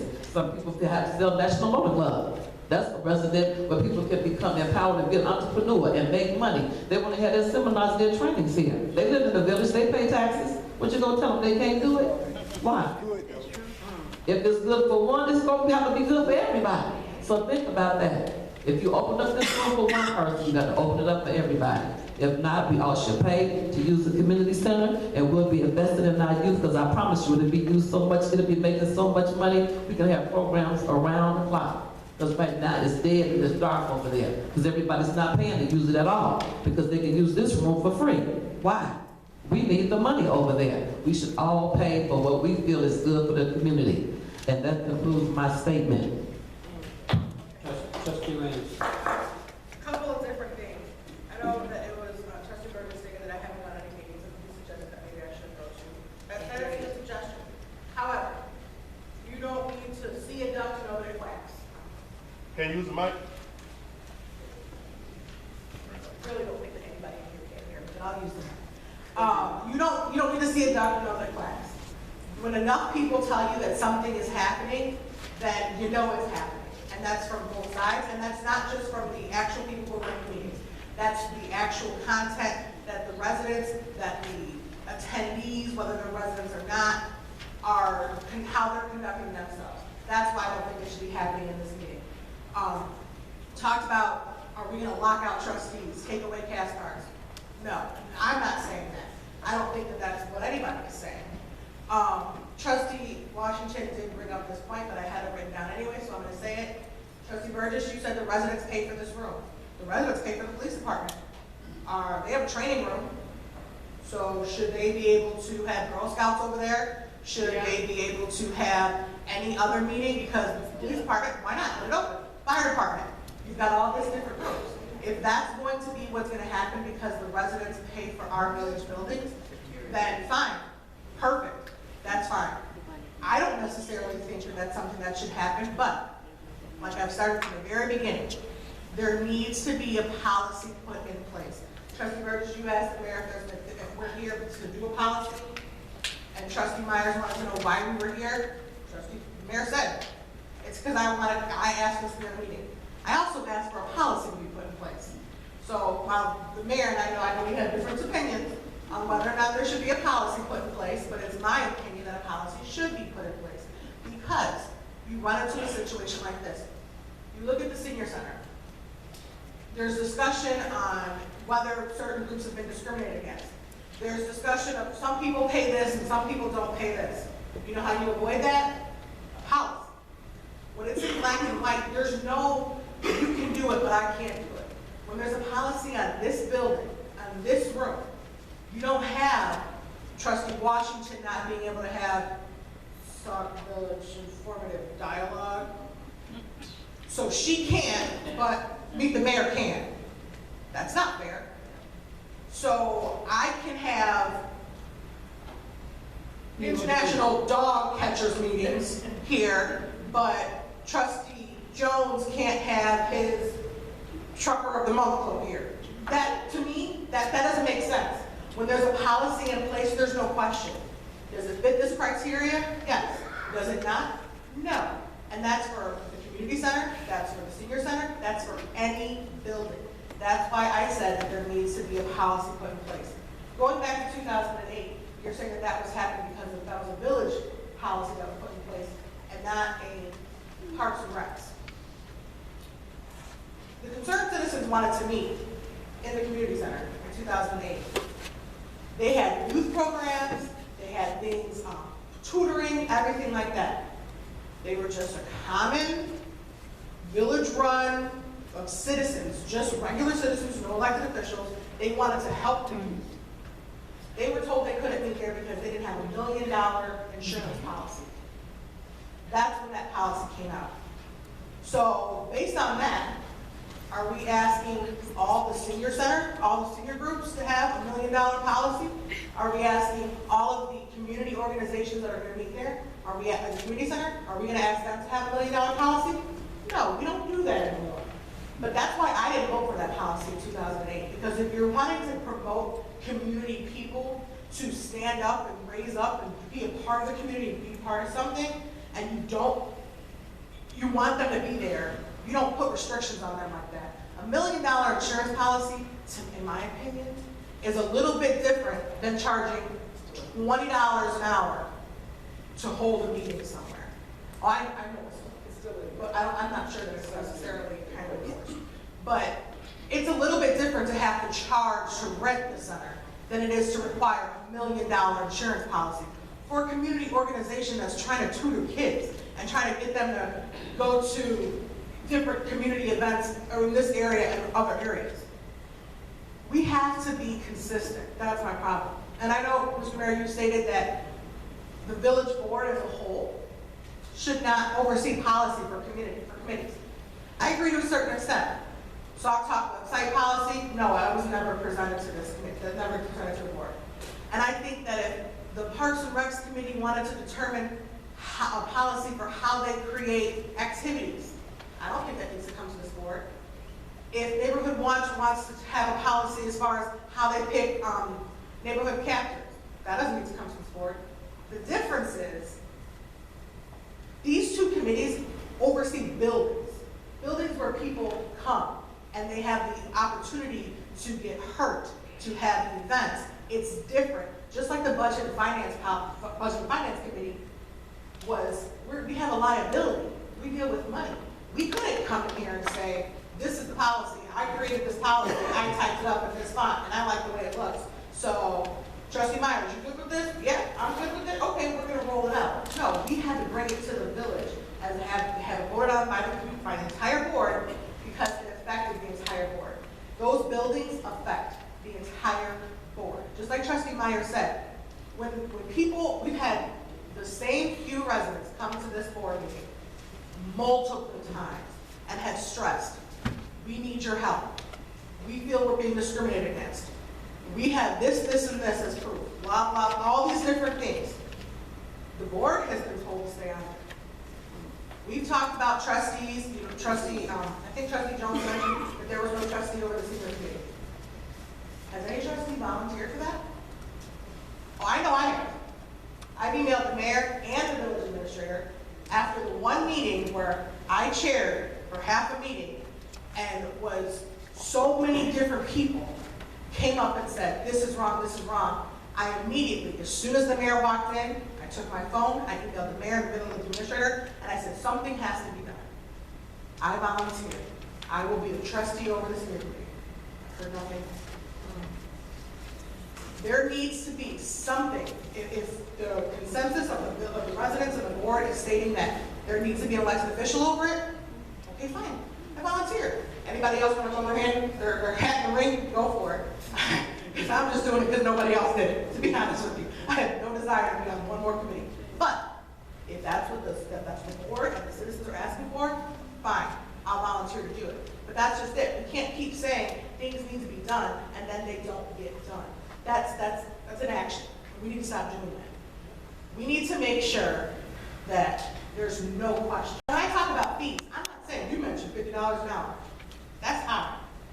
If you want to have a meeting, I feel like that's high. If you're talking about a senior center, and I'll just pick the Sunshiners, okay? To me, they are a group of seniors that are grandfathered in. But they're a group of seniors that are meeting. They're not the senior committee. The senior committee can meet over there 47 times a day if they want to and not pay anything. A group of seniors should have to pay. Whether you've been there for 40 years or whether you've been there 10 minutes. And again, I'm not talking about $50. I don't think that if you have 7 people on your committee or group that want to meet, I don't think that 7 people can't come up with $10 between the 7 of them. I don't think that that's something that's unreasonable. When you have money exchanging hands, in my opinion, that lets you be a little bit more, you have a little bit more ownership, you have a little bit more responsibility. We have to pay to use this. We better act right. That's, again, just my opinion. I'm not asking to make money off the seniors of the village. I'm not asking to make money off the Girl Scouts or whoever else wants to use a community center. But it's a paper trail. You have a schedule, you come here, you register, you pay your $10 or whatever, and then you go about your day. You do what you need to do. We talked about the individual policies, and the Parks and Recs policies are much more thorough, definitely, from what I'm saying. But there's still things I have questions about. Things that we can't, how do we, kitchen policy, there's an extra $100 deposit. How do we monitor that? If I'm reading this and I know that there's $100 for the kitchen, and on the application it says, are you gonna be using the kitchen? We're gonna put on $100? Then no. Door locks. Does the door remain locked? Okay, so that's how I wonder. You just answered that. Do we notify the police department when events are happening over there, just so, because responsibility for premises, it talks about safety. Do we say, Rosie Williams rented out the community center on this date, just so you know? Do we let them know? No. Okay. Well, at the previous time, well, that's a good question. They was going over to the. So they knew. There, right, of course, they knew that. And I'm sure, when they pull out the parking lot and they see the lights are on, I mean, I'm sure that they can see there that, that there's something going on. But if we inform that ahead of time, to me, it would be like, okay, well, Trustee Jones let us know that Rosie Williams is going to run out the community center on this date at this time, so that's a reason why the lights are on. But if I'm pulling out the parking lot and I see the lights are on, or I don't know about it, that might be something we need to look into. And then, as far as the number of attendees, there's a different rental fee for the number of attendees. 35 or fewer is $30 an hour, 36 or more is $40 an hour. How do we monitor that? I understand the difference between a non-resident and a resident. Maybe $35, cut it in the middle. That way there's no question, because if I see, and that's just $10 an hour, that just might be petty. I'm not that type of person, but what if I was? And I would say, oh, well, if I can get away with $30 an hour and not have to pay $40 an hour, I'm gonna do that. It's $10. Some people, that's how they are. Cut it across the board, $35, there's no question. But little things like that, and like what Trustee Meyer said, if the board has the opportunity to look at it, we can go over things like that. I'm not saying, I know the mayor has stated before, we don't want to go into the realm of the board micromanaging committees. I don't want to do that. I really don't want to do that. But when it comes to a building that we're all responsible for, I think that that's something that's a little bit different. The Sauk policy, that's something, I'm just taking my committee, that's something that was a good example, but really, that's not something that's going to make or break anything. We don't have to have insurance to cover the Sauk policy. We have to have insurance to cover the buildings. And I just think that it's important we've heard from trustees now, we've heard from residents now, talking about discrimination. And in my opinion, the easiest way to cut that out is to have it stated in black and white. And while I don't think we're going to come up with a policy today, to answer Trustee Burgess's question, which may be a different answer than the mayor has, I think that there should be a policy put in place for this building, for the community center, and for the senior center. But again, that's just my opinion. And if that's not the consensus of the board, so we don't have to bring this up. But then I just want to urge everyone that when it gets out that we don't have a policy about this building, and because the taxpayers pay for it, that they should be able to have a meeting here. When people start saying they want to have their whatever meetings here, what I say before, Dog Catchers of America, when they want to have a Dog Catchers of America meeting here, and then they come back to the next committee meeting and say, I asked to have it here, and I'm a resident, and I pay taxes, and I wasn't able to do it.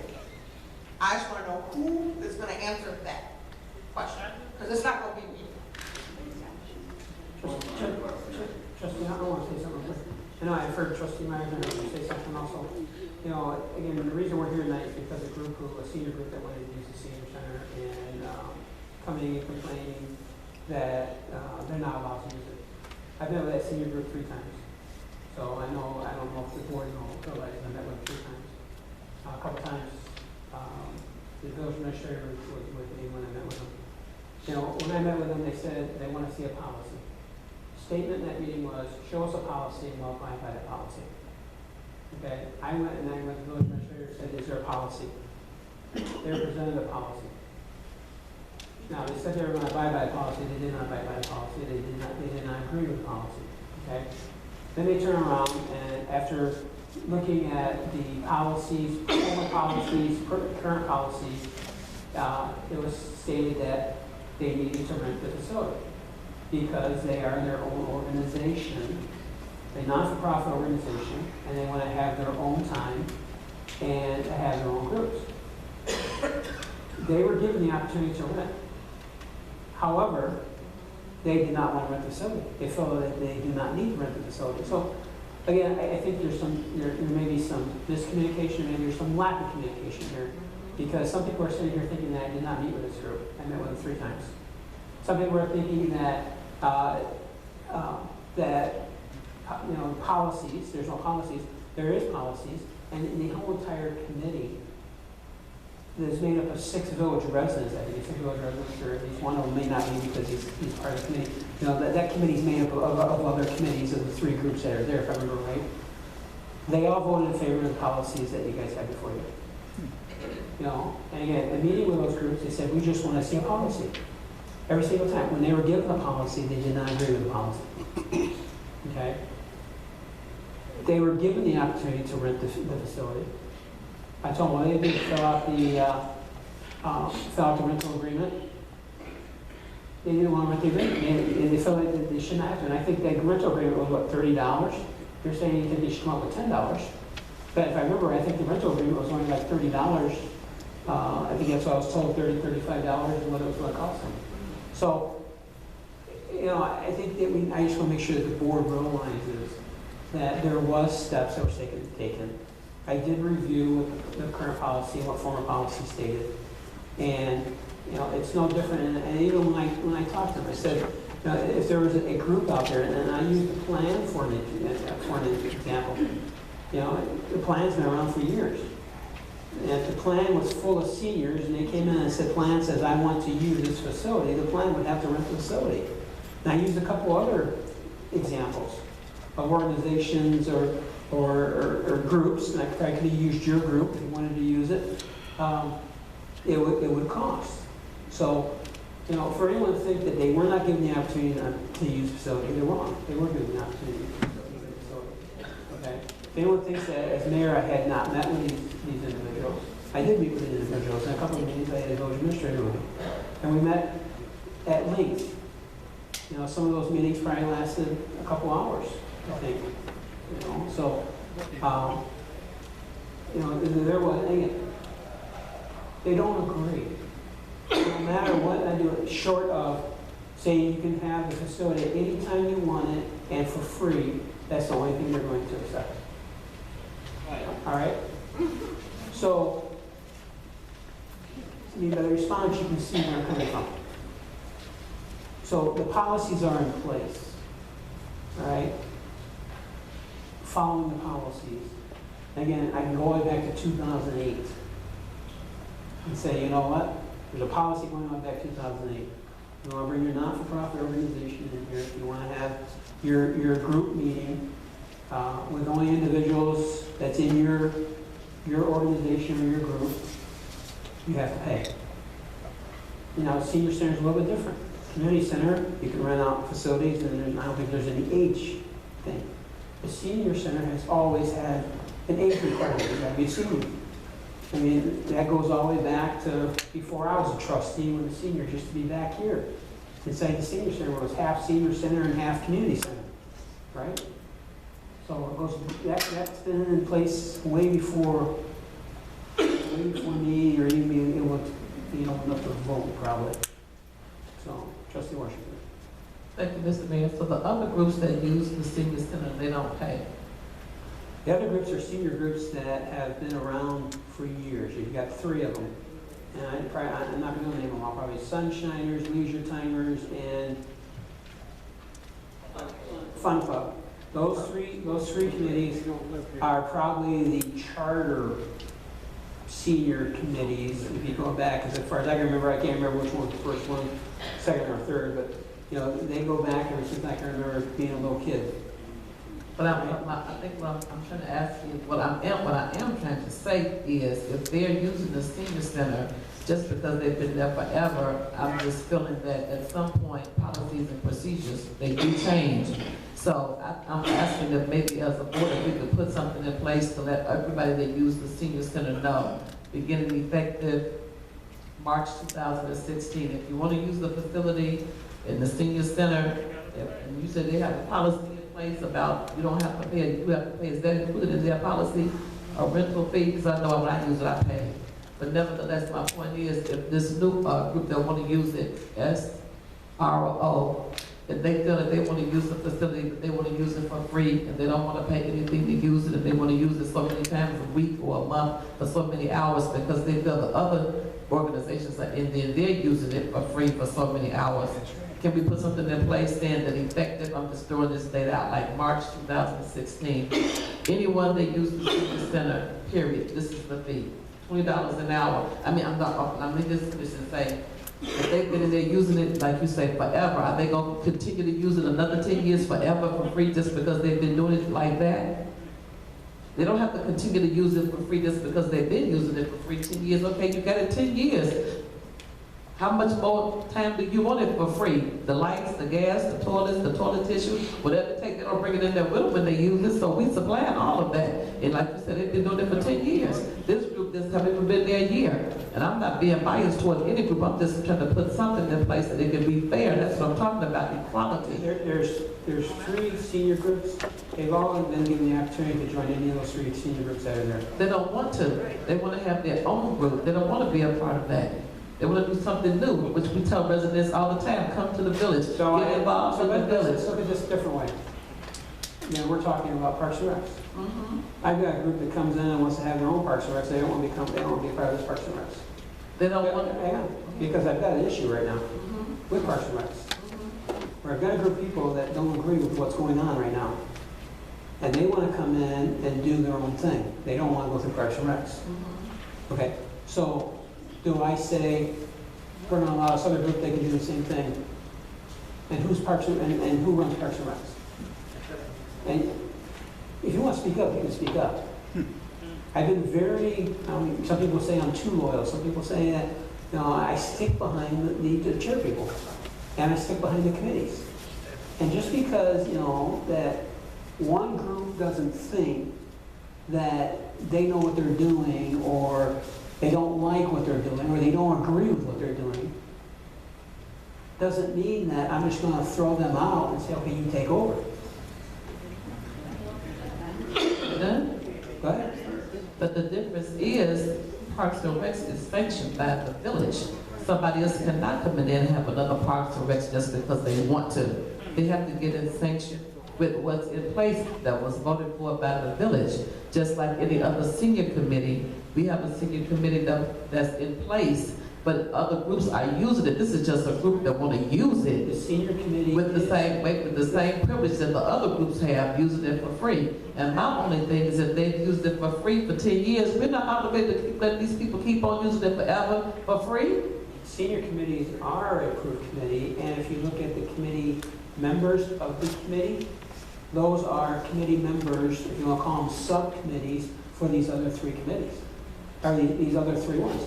So it's no different than if, you know, and you're easy to pick on because you're here. It's no different than the Parks and Recs saying, okay, one of my subcommittees is going to be the Easter egg hunt. Another subcommittee is going to be the basketball program. Another one's going to be, you know, the corn and dog roast, okay? If you look at the members who are sitting on the senior committee, they're the same members that are on those 3 committees. So those are there, if you want to call them subcommittees, and they're having their events. And I can't remember, I got a calendar that sits on right behind my desk every month, but, you know, these other subcommittees, if you want to call them, they have a meeting once or twice a month, or maybe once a week, once a month. So they have their subcommittee meetings once a month. Okay. And what you have is your full committee over there, who has the chair and the other committee members. So just like here, we have a board sitting up here. Each of you have multiple committees you're sitting on. Two of you are sitting on each of you have a committee, then you each have your own committees. It's no different than what the seniors are doing. So whoever wants to, we used to, somebody want to take over Parks and Rec, they just want to have their own program over there. It's the difference. If somebody want to have a program at the community center for the youth, and they go through the bylaws, and they rent it out, and they want to do something for the youth, Parks and Rec is not going to stop somebody that want to have, like we have people that may want to have a double dutch contest. And that's really big right now in the United States. But Parks and Rec don't have a double dutch contest under Parks and Rec. But if somebody in the village want to rent the community center, they want to have that. If so, they can have that. We don't care about that. And they can use the community center. So what? So if somebody want to have another senior program, they don't want to be on the 3 that's already there. We don't care about that. They can use it if they pay, or if they don't want to pay. At some point, they're asking, can the other ones either pay too? They can't just keep having it for free just because it's been that way. That's what I'm I asking. just answered your question, okay? If someone else wanted to have a double dutch contest, they can go pay and have one. If someone else wants to come in and start another senior committee other than the 3 that there is, it's based off of subcommittees, they can pay to have it.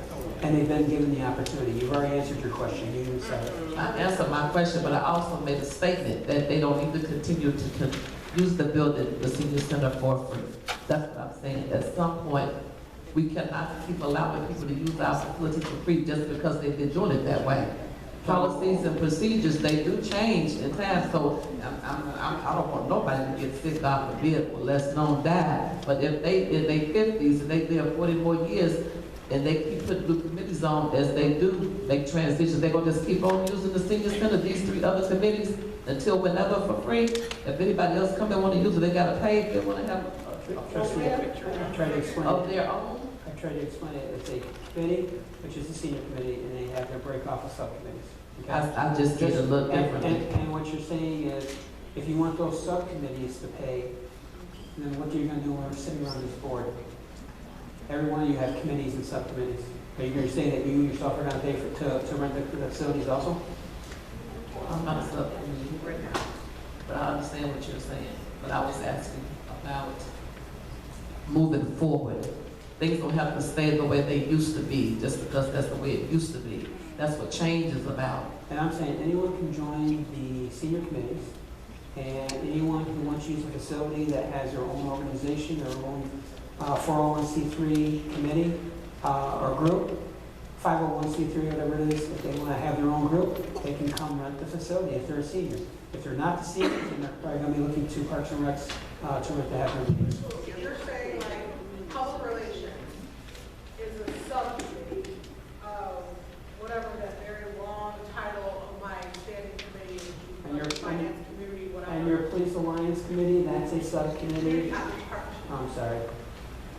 So both of those would be subcommittees. So what you're saying is that if we wanted to co-host an event with the village clerk, like that, we're considered subcommittees, so that you would say that those committees would have to pay to do that. So what you're classifying is the I'm not- one-time, well, no, but what you're saying is, you're classifying leisure timers, sunshiners, and the fun club as being subcommittees.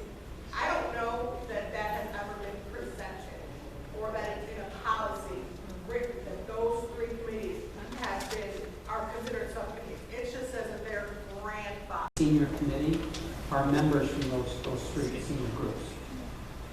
That, I don't know if it makes sense or not. it makes sense. I'm not sure that it's been presented that way. Because It's that, it's always been that way, going back for years. it just looks like these committees, because they've been there forever, they don't have to pay. Now, if you're speaking from a subcommittee's point of view, that's a different way to look at it.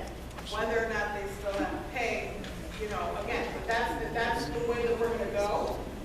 With those 3 groups paying for the senior committee, then that would also mean that your housing commission, all these different subcommittees would have had to pay the rent space, which again, if that's what we're gonna say yes for the senior committee, then we have to say yes for everything, because that's a policy that would be put in place.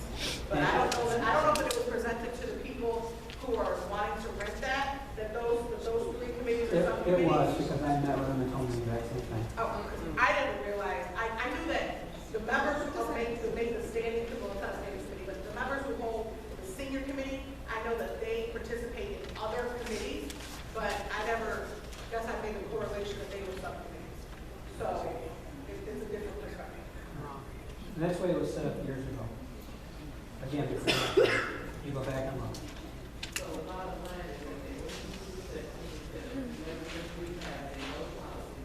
They will use it, they will join those other three cities, and then they have to pay to do it. Correct. Unfair.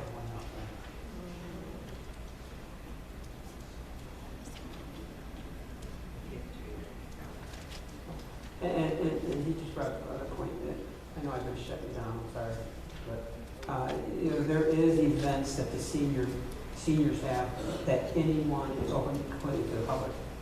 So they have events where everyone can come. So, trustee, please.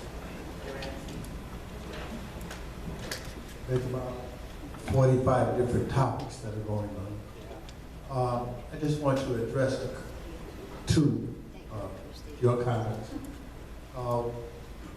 One is that there's no money transaction that should go to the window, to one of these employees at the window. That's not true.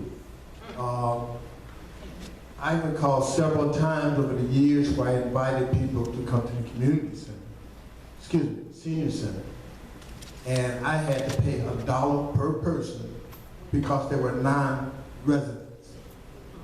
And I paid it at the senior center. So don't say that they go to the county, that's not true. That money was a direct transaction. I invited people, I was told they were non-residents, had to pay $1, and I paid the $1 because they were my guests. So that does happen. Number two, your attorney told us last week, or excuse me, not last week, our last meeting, that these committees do not make policy. That's what your attorney said. So I think that we should get away from saying that the committees make policy. What they can do, they can draft things, make recommendations to the board to approve them, but they do not have the authority to make policy. And that's the mistake that I think was made with the senior committee. And I think this thing could have been short-circuited a long time ago, but in reading Sauk talk, you as the mayor, Mr. P.L.A.N. as the administrator, village clerk, all approved them writing a policy when they should have been notified that they do not write policy. Well, that's what's in your Sauk talk. Well, I'm not the editor, I'm not the proofreader. I'm saying what's in Sauk talk, the three of you were giving credit for helping to write a policy. They do not write policy, and I think you should stop saying that any committee does. Yeah, I just want to real quick. The dollar that was being asked back then, that was a summer program, that we received help from Cook County. And that was during the time that we had summer help, and that money was taken over to every day brought in and turned in. So I don't know that. I'm told to pay $1, I pay $1. And it was a summer program that we had so the community center could be open all day. No, it's not in the summer. No, it was not. Listen, first of all, let me say a couple of things. Point of clarification. Number one, there's a difference in a village administrator and a village manager. I've checked with the South Suburban Mayors and Managers Association, and there's a difference. Village manager runs the village and make decisions, and report to the board as a whole, to the president, like a corporation. Village manager, village administrator is a person that just administers. He doesn't make policy, she doesn't make policy. With reference to the senior committee, The purpose of writing this policy was to try to get some kind of organization. It was written so that any person that was a senior here could come into that, if you read it, not trying to make policy that, like the board could not approve some operating, if you want to say, process, so that we could stop some of the confusion. Now, with reference to the SRO, they were, it was written in that policy so that it had got some sponsorship that somebody could come in there and sponsor the SRO as a group, not as a corporation. And they would be put into the schedule. What we were opposed to, and I'll say it publicly, I told the mayor, I'm opposed to exclusivity unless you're gonna rent it. You know, that's why I told him straight up in front of the committee itself. Now, you guys are the policy makers in terms of village operations, I have no problem with that. But that's what this whole thing was trying to create, the confusion that was obvious there. As a matter of fact, I went out and kind of upset some people in the village, including the clerk, I might say, because a couple of times to try to resolve this issue, I said I'm opening it as a village administrator to this particular group so it wouldn't appear that we were being discriminatory. Then the mayor came to me and said, let's write some kind of policy that they can operate within to try to get this whole thing resolved. That's all this was about. Not trying to take away any authority from the board or the mayor of this village. And that's my comment. If I may. Trustee. So I'm hearing terminology going back and forth. Should I address you as the administrator or the manager? Oh, okay. I mean, you made a difference between the two, so I thought I was talking about the all time. No, I'm just saying. My purpose for that is that, a village administrator is like the person that operates the village. Village manager is not the person that has to report to the mayor or whoever's elected official and cooperate with the board, he or she, whoever it may be. They have a different kind of authority to go ahead and operate. That's what I'm saying. So it wasn't anything against what you were saying. I was just trying to make a clarification because Trustee Williams was saying, oh, I sent it to the village administrator. Well, I mean, if you send it to me, I'm not a policymaker, what am I supposed to do? I mean, I run a big corporation with 4,000 employees with various different levels of supervision. I understand that. So my point is, this whole thing was started, and Trustee Burton, remember that we kind of tried to solve this whole issue earlier with this group by opening it up. One day I was busy, he came in and said, you said you're gonna let it open up more? I said, yes. What I'll say again, I said it in front of this public group. The other groups are not 401c3 or any kind of recognized organization. They may be groups that have been going on and calling themselves whatever they may want to call. But I was opposed to, and that's up to the mayor and you guys, anybody coming in and saying they want offices in this village and we got to give it to every other person, every other group that's recognized in this committee. So that's what I was opposed to. But in terms of them being, I think that was an effort, albeit it didn't solve everything, to try to get this group in there so that they could feel that they're seniors and they could bring people in there if you read it right. You guys could take it any way you want to, so they could bring somebody in there that was not a senior as long as it was with them. Okay, if they want to rent something for exclusivity, including this other group, they presently have to pay for it, and so should the SRO. I mean, that's just fair in my mind. Okay, the way that this started out several years ago, I spoke personally to John Posky to ask him about use of the senior center. And he gave me the village policy that spoke to non-profit organizations. It spoke to non-profit organizations. So I went back to the Sauk Village Citizens for Public Awareness and gave them that information. It turns out they were already a non-for-profit. So there was no issue with them meeting the criteria to use the senior center.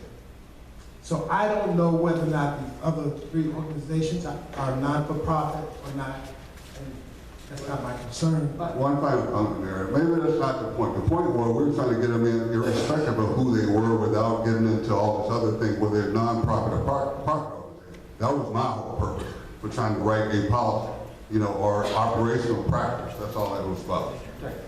And again, it was trying to get them in so they could use the facility. And again, it was offered as the same terms as everyone else. So, and again, I don't understand about going to Trustee Poston, because Trustee Poston's never had the senior center. Trustee Poston was Parks and He Rec. was over Parks and Recs, and he told me that the senior center was part of it. I don't know, I'm saying what he told me. No, he never had the senior center. He always had Parks and Okay, Rec. but that's internal between whoever was here. That's what he told me, and he shared the policy with me. And that's what I followed, because it was a policy that was given to me and said you have to do A, B, and C in order to participate, and that's what we did. Not bringing it up to date when I hear that the Sauk Village Citizens Public Awareness, the 2 days that they were given and had utilized for a couple of years, was suddenly taken from them and declared an open activity time frame. That's what started the conflict. The conflict didn't just arise out of nothing. If they have been permitted to continue to utilize the center as they have been. Excuse me, I can't hear up here. Keep your mouth shut. Well, you need to be quiet, so I That's on. I think he finished the conference. You speak plenty. I'm sorry, the battery died.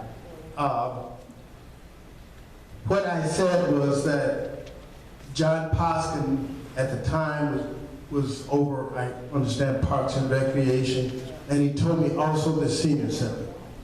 So I asked him for whatever information was needed to get the Sauk Village Citizens for Public Awareness sanctioned to use the senior center. He provided me a policy. The policy has verbiage in there saying that you should be a non-for-profit organization, a 501c3, I think is the terminology. And when I went back to Sauk Village Citizens for Public Awareness and told them what the information was by policy, they showed me information where they were a 501c3. They were given 2 days to utilize the center. Recently, it's my understanding that the 2 days were retracted from them and that they were declared open activity days. And I have not gone there since this transpired. So my issue becomes twofold. I don't think that you assign days, times to groups or even individuals, and you suddenly take them away unless they have done something or some major infraction where you say, well, you didn't clean up the kitchen, so we're going to take your days away. It's my understanding from everything I've read, and I've received two letters from the Sauk Village Citizens for Public Awareness and the subcommittee, the SRO, Senior Relaxation Organization, I'm trying to remember the acronyms, that addresses those issues. So bottom line is, as Trustee Washington has alluded to earlier, you take the slate. This is so easy to resolve. And maybe Trustee Williams volunteered to be over the city committee, maybe she can handle that. It's so easy to resolve this whole controversy and end it so that the village can spend more time on doing things that really affects all Sauk Village residents, not just the senior citizens, but all Sauk Village residents. And Mr. Sullivan, I see you standing out, and I got something to say for you, but I'm not going to say it right now. But it needs to be put to an end. We've had people come up for the last 3 or 4 meetings talking about the senior committees, talking about policies, talking about not being able to get in. It's a big mess that needs to be resolved, and it can be resolved very easily. There's someone who wants to resolve it and help this community move on. And I'm I'm gonna say a point to that, because you're right. It is very easy to resolve, and there's been two options given to people. One, you can join the senior committee, or, which they don't want to, they want to have their own senior committee. And two, if you want to use the facility, you can rent it. So there's two options there. You can join the senior committee, and use the senior committee during the senior times, or you can rent it. So those are there's two options. And again, following the policies and what's available. Then it goes back to what one of the trustees said earlier. If those policies were put in place in 2008 or 1910, then they need to be revisited and bring them up to date. I don't think you force someone to join a committee to utilize the facility. They may not want to be a committee member. And Mr. Sullivan and I talked about this yesterday, that I'm sure some people here know about. We talked about the same thing. You cannot force people to be on a committee in order to get something from it. That's a dictatorship. Yes, it is. Yes, they need civil rights. Something to that nature. They're not separate. It's a little different for Parks and Rec because Parks and Rec is one committee versus 3 committees. Is that true? As far as the senior center? Senior center is one committee that has 3 subcommittees. 3 subcommittees. Okay. Like, Respond Now. That's part of Parks and Rec, correct? I have no idea, is it? Whoa. Rent-free. But are they considered a part of your committee? Are they on your committee? Are they on your committee? They're not, oh, no. Right. So Respond Now is something that came under previous, and how long has Respond Now been there? Did you Respond Now when you're there? 2009. Yeah, no, Respond Now came right after I left. 2009, Yeah. trustee Anderson, Beckerson? 2009, so Respond Now's been in there, you know, the bread. Panel Bread was there before. Yeah, they've been there, yeah. The pass out the bread. Respond Now just started, they started out just passing out canned goods, and they went from that to perishable items. And they took over the old, where the fireplaces at. And the seniors were meeting in that building at that time. And then as soon as the senior came over here, they took over all of that in the, where the fireplace is located. But before that, they were just there. Had a little small spot, and they had a little small pantry. But that was in 2009. I know it's been there for a while. Again, they're providing service to the residents. But they're not considered a subcommittee of Parks and Rec. No. That's why I'm trying to get a little clarity myself. But it's not. But the building is part. See, the building turned over to Parks and Rec after seniors left out of there. So therefore, that building is under the umbrella of Parks and Rec, because Parks and Rec doesn't run that whole entire building. Because at one time it was separate. It was senior on one side and then Parks and Rec on the other side.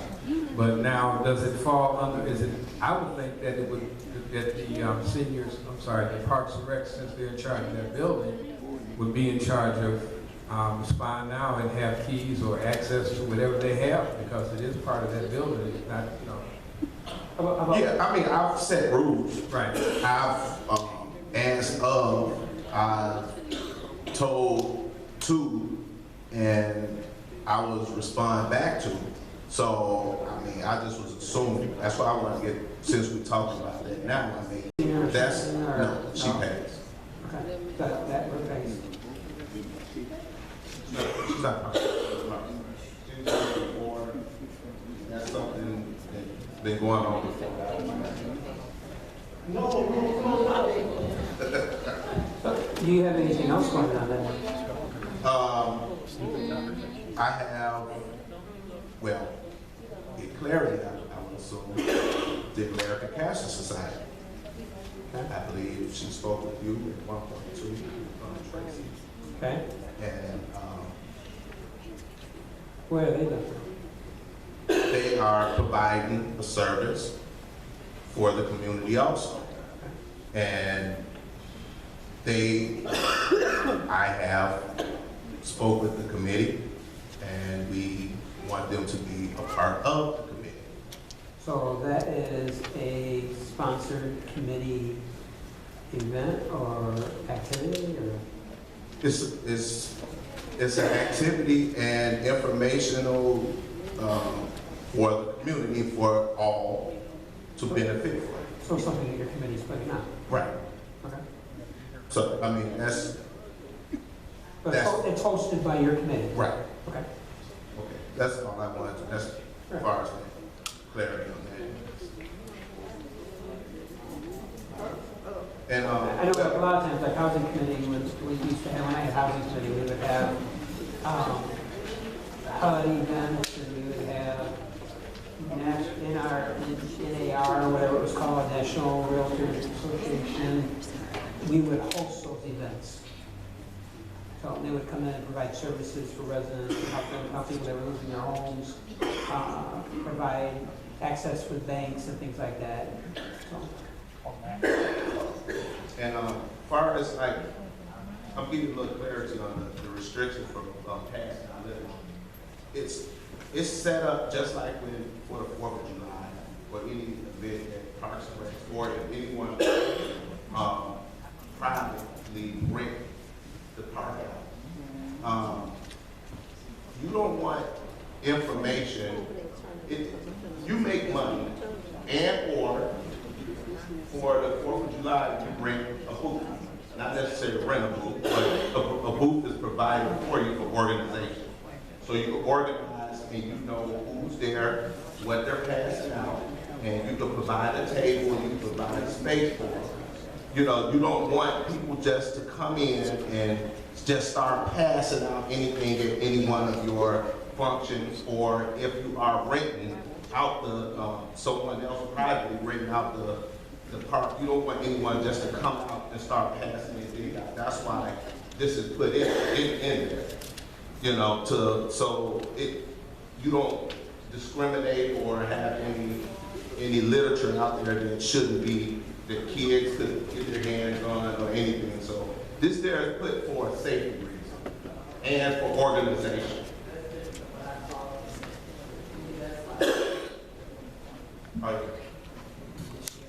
I was saying there's something different than what I thought it meant, so I'm glad that you did explain that, because that would be on the same lines if you have vendors out there that's selling it, and you got somebody pull up with a peddler's license and open up the trunk of their car, and they want to have a candy store at the trunk of their car at your event, that you got vendors out there that paid a booth to be out there for it. That's something totally different, passing out literature like that. I thought this just meant like the parks and on the outside, that people couldn't pass out whatever was going on wherever, whatever. You can't do that, and you can't do that here. That's what I thought you was talking about. But that's totally different. I mean, that's what I'm saying. You just can't just pop up and start passing out stuff that no one has looked over or read. I mean, you got kids around, you don't know what it's about. Yeah. All right. Anything else? This policy that you wanted to pull, I think you're looking at that policy. Is that policy?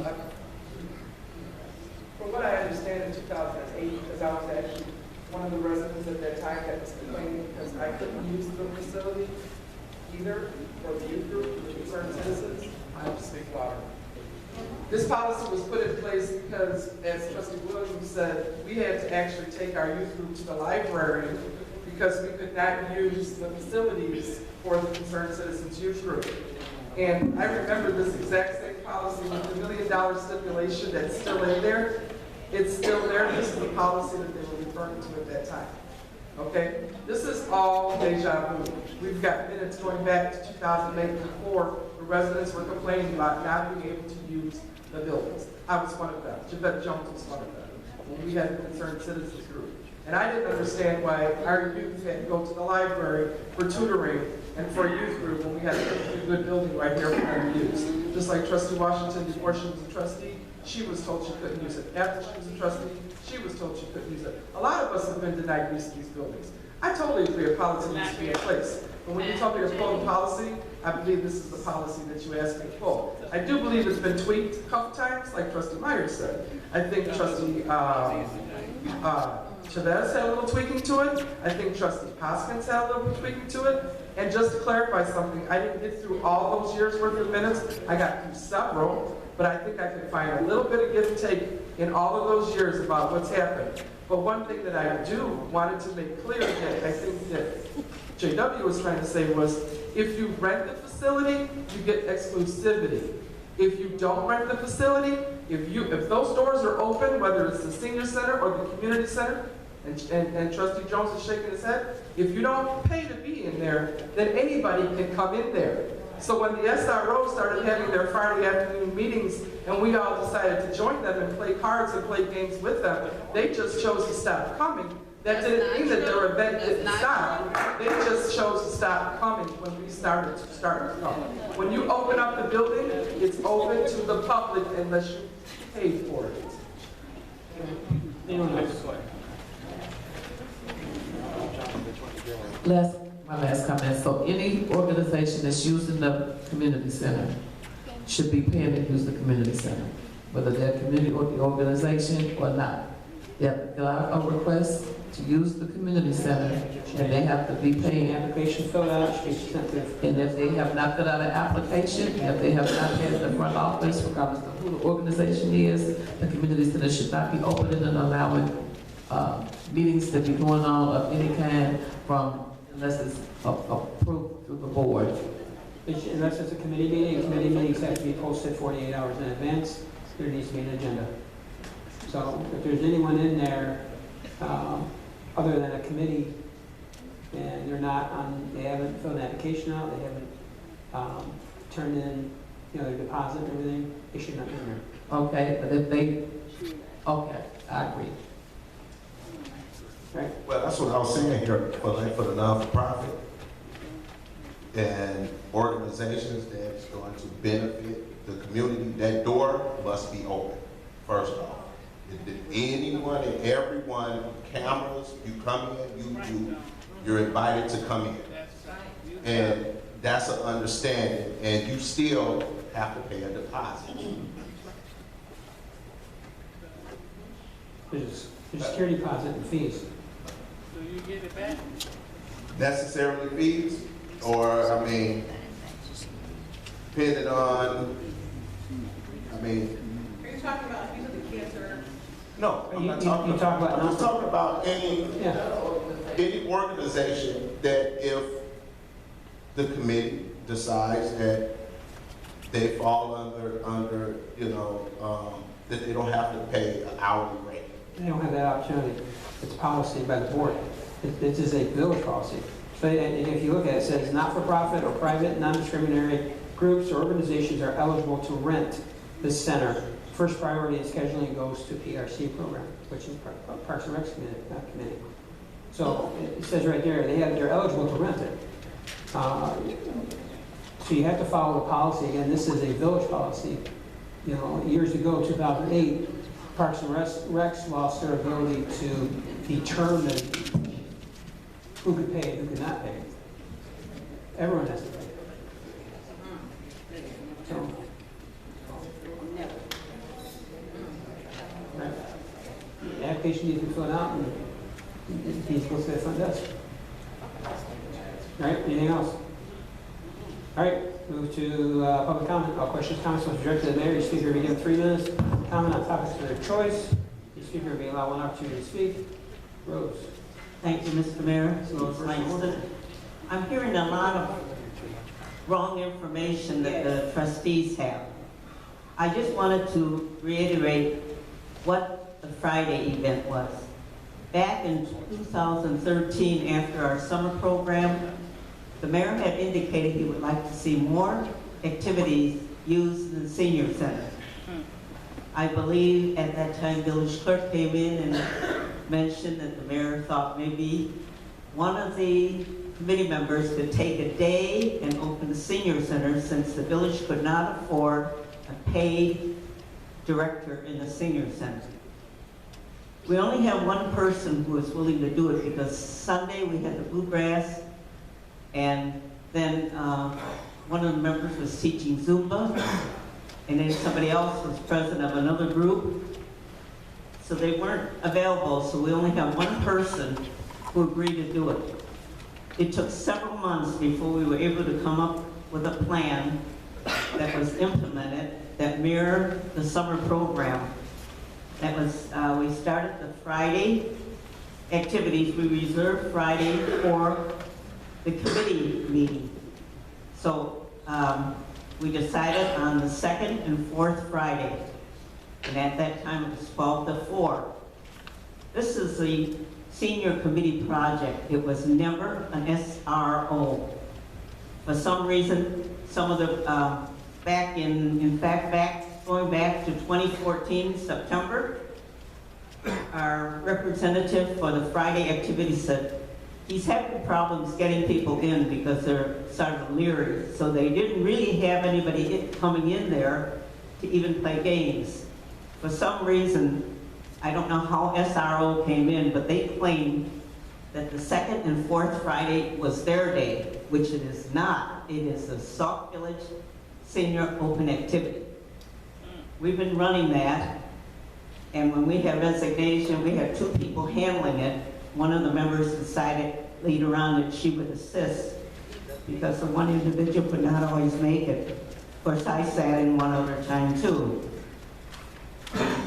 So then, after our resignation, after some rant and raving by one of our members, caused our committee to dissolve and our restructure. We had Frank Williams, our committee, said he'd step in.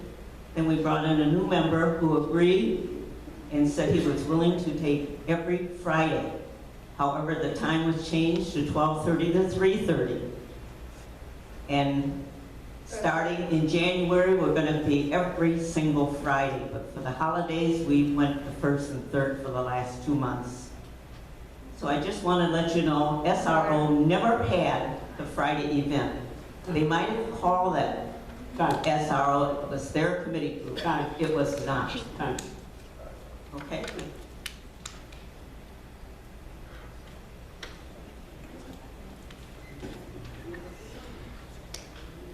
Larry Stewart, Sauk Village. A lot of that was a lot of lies. Sorry, I gotta call it what it is. I was that senior on that committee that put that program together. The senior committee didn't go against it, they agreed with it. I'm very upset the way this meeting is going. That committee that I put together lasted over 1.5 years. The committee that she's talking about today, been there maybe 5 months. Sorry, I gotta call it what it is. If you all wanna realize there's a lot of division in this village. I sat on that senior committee for years, and it could be denounced in any way they wanna do it, and that's what you're hearing. I didn't like it. I sat on that housing committee before there were more than just 2 people, me and the chairperson. See, what's going on is put down. Division, it's being divided unbelievable. I can't believe we're gonna play on the senior committee and the Parks and Recs. But what I will ask the mayor to evaluate and look into is how much money in the senior committee? How much money? How much money on any one of those 4 committees that occupy the toilet paper, the water, the ceiling, the lights, the air? How much money is there? See, because they have that when they want it. But this one committee has to pay that what's in there. Mr. Fairman, you've been fair. I will give you that. Haven't I always said that? I will not take that away from him. But what he's up against is, you better be careful on who you work for. See, and I call it what it is. These things are wrong. If you think, go Friday, see how many people are in there, and I have the list of names, and things to where we had a lot of people in there. But see, when you can't do what you want, you got overseers, watchdogs, sergeant of arms. My God, you can't do what you want? That's about like this town hall meeting. You're about to shut it down. You should have more of them. Because the people don't hear you. But guess what? I'm out in the streets every day. And they hear me. Some of this side recognize it, they hear me. I'm done anyway.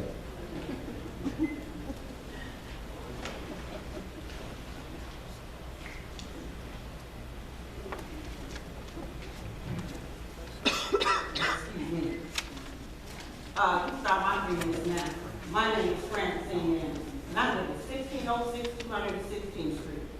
And I'm also in agreement with Mr. Stewart. I heard a lot of lies today. And Mr. Mayor, you know that those policies have been rewritten since 2008. First of all, I can tell you when I rewrote them. That was 2009. I can tell you when Benson rewrote them. That was in 2011, going to 12. So don't tell me that you went all the way back and found a policy in 208 that we're going to go back and redo. So why don't you go to the current one and then make some exceptions and then work with it. Because see, what you tell the public and the information that you're giving some falsehood and you're giving some false vision. I thought we were moving South Village forward, not backwards. So for you to go back to 2008 and not go to 2013, I got a real problem with that. Second of all, let's talk about what you have on your committee about why do SRO has to pay. Why they got to pay? Because they look like me? Is that it? Be real. We can take it, but guess what? Separate and equal went out a long time ago. We're going to be equal and we ain't going to be separate. Because we pay taxes, we want access to all of these buildings just like everybody else. You let anybody you want go in the bathroom, use the bathroom, and do any damn thing else you want them to do. But then you sit here and have your new chief of police come and tell me to be quiet after I make 2 comments. Yeah, you spend our money, but you don't spend it well. So get it right, and spend it right, and do it right. You're going to include everybody or exclude everybody. Either way, you can close the doors and put us all out, or you open the doors and bring us all in. That's simple and that's easy. But we're not going to let you sit here and talk about that's because you told them they could pay. Okay, I got their money today, so can they meet tomorrow? Can you take my $100 bill today, now out of my pocket, so they can meet tomorrow? SRO can meet because I got the money. SBCPA can meet because I got the money. Now, take their application. Let us do it by your little so-called 208 rules. But wait till my attorney contact you about this separate but unequal. But I got the right attorney. I'm tired of this stuff you're doing. It's unfair, just like Trustee Washington said, you do make it equal for everybody. If you can't make it equal, then leave it alone. Close all the doors. Don't do anything. Sit here in your room, spend the money that we don't have, hire the people that we don't need, and continue. But remember, 216 is coming. And I guarantee you, this voice will be heard. And I will take my 2 seconds to tell you, Miss Village Clerk, hello. Well, it's nice to see some things don't change. Trustee Anderson comes in and doesn't realize everything's happening. So the reason we went back to 2008 is because the board made a statement. The chief, again, old time is not listening. Village board, there were some statements that village board approved all policies for committees. So we went back and looked at village board meeting minutes and stuff to see if there was any policies that were approved by committees and we could find them. So I just want to make sure everyone realizes, I know it's the first time she's attended a meeting in a long time that came in at the end of it, the tail end. If you want to pay for, go across our hands. And again, anyone has the opportunity to join the committee. And everyone's been given the opportunity, if they want seniors to go, can go join the senior committee. So, next. Attorney Roman, after the Sauk Citizens for Public Awareness. According to Trustee Williams, she said funds go to the village, okay? Now, in response to the board request, I asked out many a time, where is the money? What is the balance in the senior account? They said 0.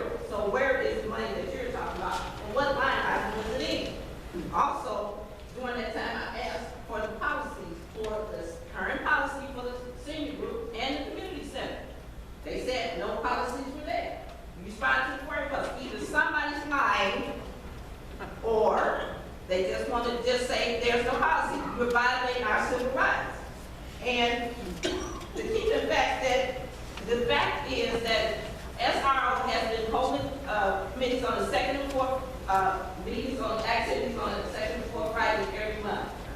The senior chairperson, after the committee dissolved, decided to take it over. For unwritten reasons of her own, she did. And I want to know why U.S. Investigation has free tenure here. Also, the Bluegrass has free red hair. The Ceramic Group has free rent here. The Sunshine have free rent here. The BMW Crossroad has free rent here. Leisure Time has free rent here. Response Now has free rent here. All these people service the community. Yet you tell us SRO has been forced to join a senior committee which does not have activities responsive to the seniors in this community. I want to know where does the word discrimination come at that point? And as Mr. Furman said, we did meet with you. We did. But you left out that SRO was assigned an overseer, not my words, the chairperson, to oversee. Every time that overseer came in here, he intimidated and harassed the members who were there. They were so frightened not to come back. Now, why in the world were we assigned an overseer when no other group is? Why are we determined to have to pay rent? We didn't ask to rent anything. We asked to run our committee, our activities just like the other groups did. We are not asking to rent anything. And you referred to the 2008 policy. That policy refers to rental activity only. We are not asking to rent nothing. We pay taxes here. And I pay big time taxes. And we should be able to use that committee, that senior center, just like the other groups without paying $1. We want activities that are responsive to the changing demographics here in this village. And we shouldn't have to be saddled with an overseer who threatened to harass people in here. And I like to comment. And I also like this stuff for writing like you denying us. Thank you. So I can take it to my turn. Next. I just want to say, because you mentioned me, I just want to say, I talked to the finance director, and he said it goes to the general fund. So if you were to ask what the balance would be in the senior center, the senior account, and he told you nothing, that's because it doesn't go there, it goes to the general fund. Which is why I said, I don't think that it's right that the senior center or Parks and Recs doesn't get a portion of that. That's why I had suggested even a nominal 10% for every event. But that would have been the adjustment. Okay, all right.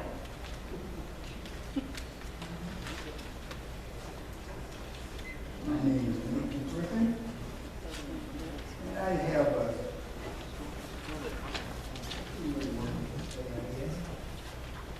this on behalf of the Senior Relaxation Organization, which should say the SRO. Now, they said we had to have a name. We came up with a name. I think you're looking at the name with the wrong attitude. I'm going to use it here. On behalf of the Senior Relaxation Organization, I'm asking that you listen to what I have to say. The Senior Relaxation Organization, which is the SRO, subcommittee of the SBCPA, as Citizens Village for Public Awareness, recognized by the state of Illinois, is requesting that the village board review its request to run a SR activity program with seniors in the village, and Sauk Village Senior Center. In August of 2013, the SRO made a request to the Sauk Village Senior Committee to run activities on the second and fourth Friday of the month in the Senior Center. For the past 8 years, the Senior Center has not been used for at least 20 days out of the month. The building is unutilized and often used by non-residents. However, without proclamation or written notice ratification in August of 2015, the senior citizen chairperson took over the time slot allotted for SRO activity. After numerous meetings to discuss the matter with the mayor and the village administrator, issues have not been resolved. The SRO goal is to provide Sauk Village seniors with a safe and healthy environment for fun, free of intimidation and harassment.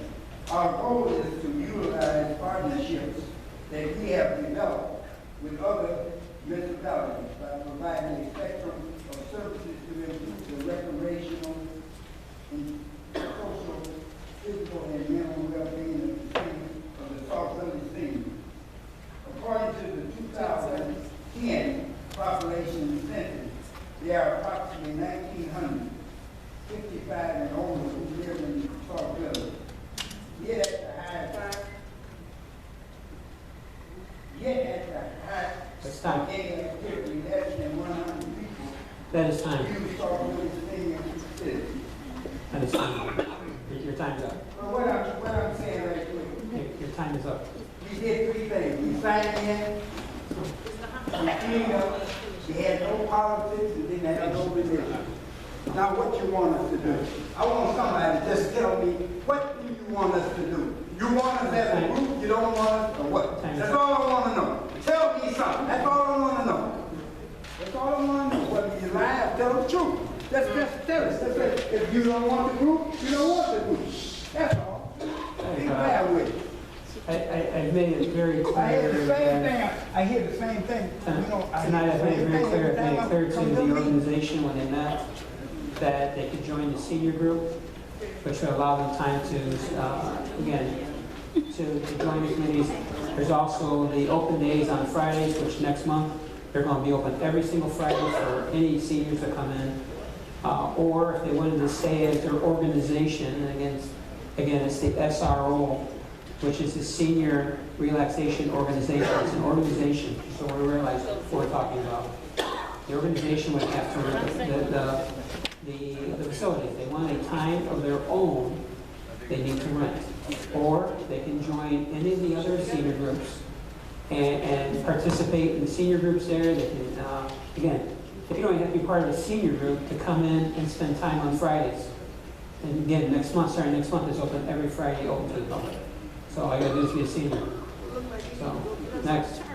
Frank Harvey. I would like to finish reading what he was reading, but before I do that, I want to say this lady was wrong, because Larry was with it. We did have the second and the fourth Friday, from 12 to 4. We never stayed on both, because we didn't stay to 4. So we was there until at least like 3:30 or whatever. I was the one that was cleaning up, so I know.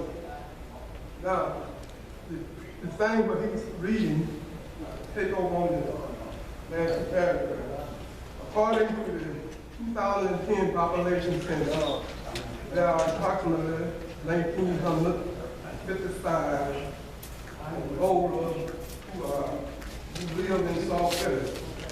Yet at the time of any activity, less than 100 people use Sauk Village senior citizens. Senior citizens should be open every day and used by residents. The current senior committee activities are not responsible for the needs of the majority of Sauk Village citizens. Seniors. The SRO shall make available to all Sauk Village senior citizens services that support their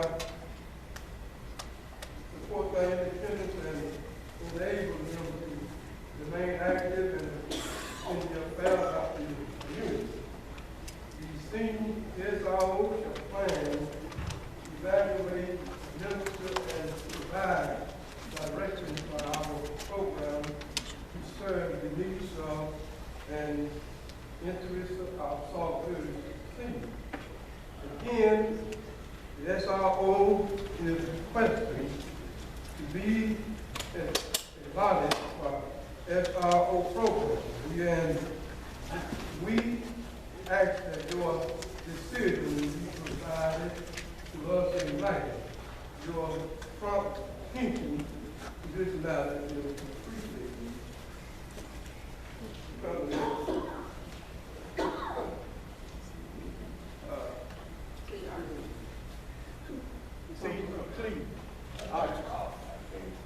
All right, and again, I'll just make it very clear that seniors have the opportunity to join any committees and any organization that wants to have private meetings with private members, which this organization wants to have.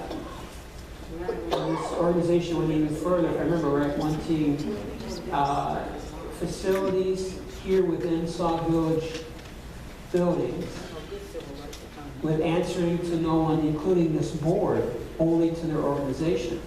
If your organization would like to have meetings, you have the opportunity to rent the senior center. Or if you want to become part of the senior groups, anyone can join the senior groups and participate in that way, or on every Friday it's open to the public and any senior can come on those Fridays. So, next.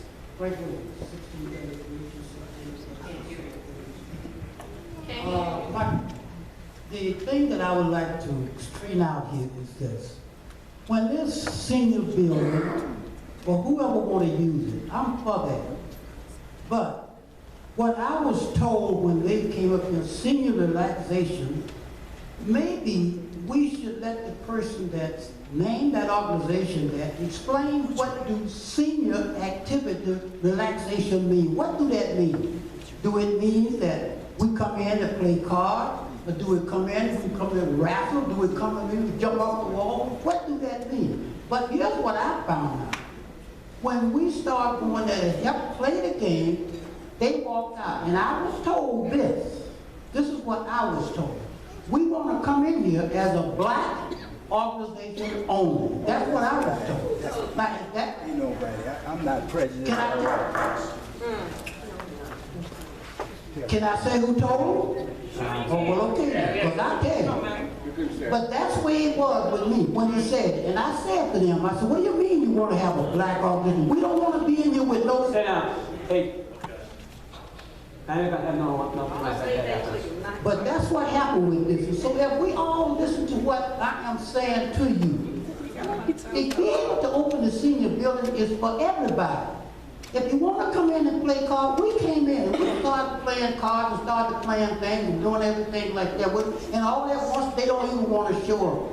What is that? Is that for segregation or what is that called? We don't need to go back. Let's go forward. If you come up there for relaxation, come up there for relaxation. I don't know what's the difference to play cards. I used to play for Whistle Derrick every Saturday night. When they came up here to play cards, that's what I thought we was talking about doing. But you know what? There's nobody coming in and play cards. We got a game that we sit there and play, and now we're saying that we want to play. These people want to play from 9 in the morning to 5 in the evening. But no, we can't do that. But if we're going to come in there together and let's sit down and play cards or whatever we want to do together and quit trying to separate each other. This is 2015 and you need to stop that kind of stuff.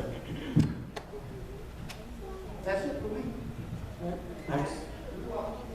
My name is P.L.A.N, the president of Senior Relaxation Organization. We did not, there's no one in my organization said we want to be black only. We didn't even mention that we were black. They found out that we were black by looking at us. Thank you. And also, in our official complaint, was no race or black mentioned in there. And look at the paper, and you see it's true. You look at the minutes, they said we can have our name and a stage and everything there. And someone reversed that. They said, again they said, the group that come in later, not no grandfather in, they would have to pay later on. They said that to us. Somebody reversed it. I thought it was a shepherd, but you didn't find me. The committee as a whole reversed that. They coming in had a new committee, a new one, and they replaced everything off the old one. We didn't see no minutes, we didn't see no letter or anything. And when Madam Chairman came in there, the clerk came in there, they had dismantled us. We didn't exist no more. She came in there many times when we were in there playing cards. She said, come in there, say how y'all doing, and left. If she wants something, I'll be in my office. She didn't say she wouldn't play no card with us. And also, we don't exist. The shepherd said we don't exist. Senior relaxation organization exists. I told this 80-year-old man that. He said, what do you mean we don't exist? Why do you go there? I go there to get information. He got upset because I went there, and they telling me that. But can nobody dismantle us? They can say everything they want. We want to get in there, we don't want to pay. We want to be just like the leisure time or other groups. If you don't do that, you haven't resolved the problem. And the problem going to be running at you all the time. If you can't have time, okay, I don't have a question. I was afraid you were gonna run out there for a second. Glad time. Hey, please. You guys are too old to be fighting. I don't have time to get out of okay? Calm down. All right? Calm down. Take a breath. 4 days, count to 10. So my friends used to tell me. All right? So, again, if you want to join the senior committee, you can join the senior committee. If you want to join the senior committee, don't cost you a dime. If you want to have an organization meeting with your own treasurers, your own presidents, your own vice presidents, you've got to rent the facility. Okay? Again, I'll say it again. Every Friday, starting in January, they're going to have it open every Friday. So, next. Jimmy Gasker. First of all, I want to say this is the second time I've heard that Andy was accused of saying something, and I doubt that he said it at all. Because why would you ask white people to join your organization if you wanted to all be black? And I have been asked to join it, and so have other people that I know. And last time I looked, I'm white. Secondly, the board is, and you, Mayor, are confusing. And when you talk about this building and this room, the remark made that this room was made only for board meetings is a lie. It wasn't only for that. The transparency of what's going on in town is important, and if an organization or a group or a committee brings forth some policies, that's so that you can have some transparency on what's going on, and if somebody comes up to you and asks you about something, you have a little bit of knowledge. It isn't for you to micromanage anything or dictate to anybody. Of people to make statements and not back them up. I heard about the town hall meeting and all these people that came to somebody and said they're political. Not true. Sitting here tonight was as political as you can get. Yes. A definite slam at Derek Burgess and the town hall meeting. And nobody hides anything. Every single meeting is video, just like this meeting. So if anybody wants to know what's going on, and I'm sure they all watch the video. The video is not cut because some of your people, Mr. Hanks, makes the video also. We come to a committee meeting or a town for a reason. We have nobody sitting there saying your time's up. We could voice our concerns and our complaints. And if that makes it political, then tough. We also, you talk about renting and doing other things, but not one of the trustees, old or new, not one, said anything about this immediate area that we're in that shouldn't be used for anything else. The bug people have it. They run a business out of it. Yep. Time. And, I only see two of my people here. Benjamin's sitting there and Joanna's sitting over there. So if you want to know what my people look like, those are two of my kids. So, and I don't think it's videotaped. The last I saw. So, that's only two of 10. So I'll try to make sure I have more of my people here at the next board meeting. Oh, I forgot. There's more of my people back there. Okay. All right, next. Stephen Shimkus, 46-year resident and senior board committee member. I just got a few observations and a few opinions of my very own. And sit there and think about what taxpayer-owned buildings we have in this town. We've got the municipal center, senior center, community center, police and fire department buildings, public works, and schools. Now, since taxpayers own them, do we let the taxpayers figure out what is to be done with those buildings? No, we use those, we utilize those buildings for what they were built for. Like, for example, police station.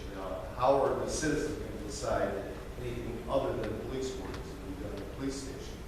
Just like the senior committee building. Okay, we've got a senior board which administers the use of that facility.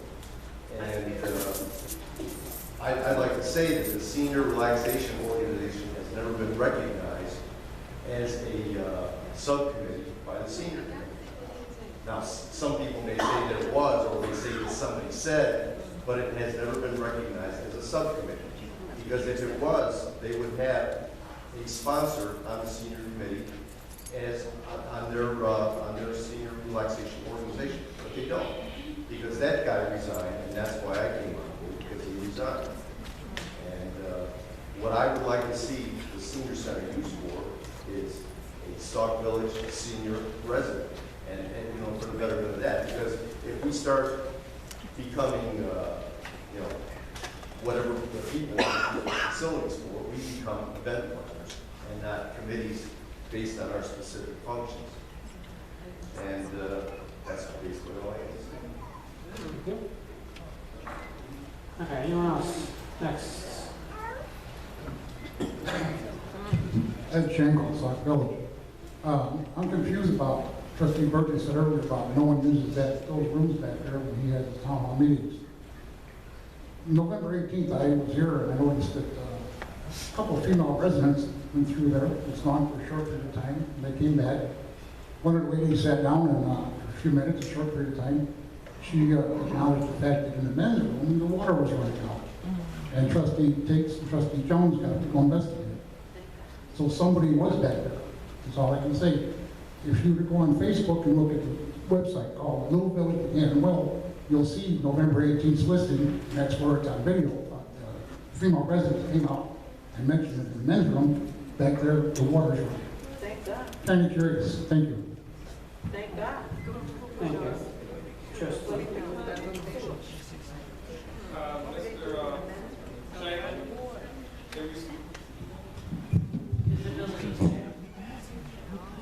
In response to that, the reason why that person used the washroom, because they were disabled, those washrooms were locked, and we did have someone to escort them back there, and that's when the trustees came back and said that the men's washroom was running also.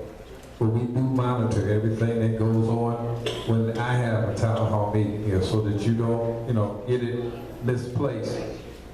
We don't have people wondering, but when you have committee meetings and you open that front door and you open the door that comes back here to the area where the trustees are, that part right there is It's an open meeting. They can come in, but they go in and out. I myself cannot see what goes on back there if I'm inside of the committee room. But here in this rotunda, I can see who it is. Next. None of you can go to a Catholic hospital because you're not Catholic. None of you can use the senior center because you don't fit a criteria. That is morally wrong. I think you really need to revise your policy. I think you need to allow a certain group of people to utilize the senior center. They're senior citizens. They pay $640,000 a year for this building, and they should be able to use it without paying more. Thank you. I'll make it clear again. They don't have to pay, they can join a committee. All right? Become Catholic. My name is Carl. Mr. Burgess had his town hall meeting. The two females that used that bathroom are both considered handicapped by the Illinois Disability Act. And I want to know which member right here, right now, has a problem with her using that bathroom. Tell me right now who has a problem with her using that bathroom. Her being disability.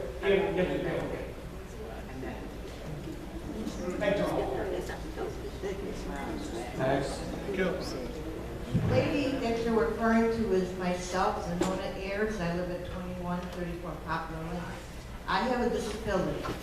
I can't run all the way to where the windows are to go to the bathroom when you guys lock these doors and don't allow an entrance to it.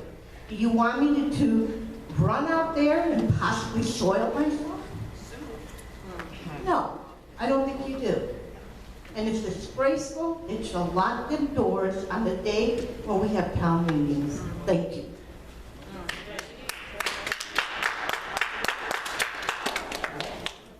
Next. All right, seeing none. Move to the question comments from the board of trustees. Miscellaneous. Trustee. Thank you, Mr. Mayor.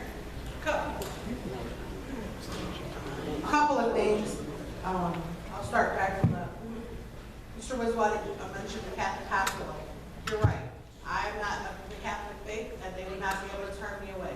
However, if I was on a feeding tube and I chose to stop that feeding tube, they would tell me that that was suicide, and I could not do that in their hospital. I know that for a fact because when I used to work for a Catholic nursing home, we had the exact same situation, and a resident had to be moved because we had to follow their policies. It is their policy that if I wanted to have an abortion in their hospital, I could not do that because that's not part of their policy. So this is something that goes with the policy. If that's what the hospital says, we have. I'm sorry, that may not be your point, but you brought up Catholic hospital. Hang on. Residents don't have a right to comment. Okay. You can't be turned away. Your comment time is over. You have no response. This is the trustees. The trustees are responding. Regardless of that, when you have an entity that has a policy, you need to follow the policy. Okay. Number two, I really appreciate the fact that this item, that is such a high point of contention, was asked and put on the agenda, and that it was, because I asked for it. It's great. I love spirited conversation. Nothing was resolved. Are we going to have a policy? Nothing. I volunteer to present one, so look forward to your emails.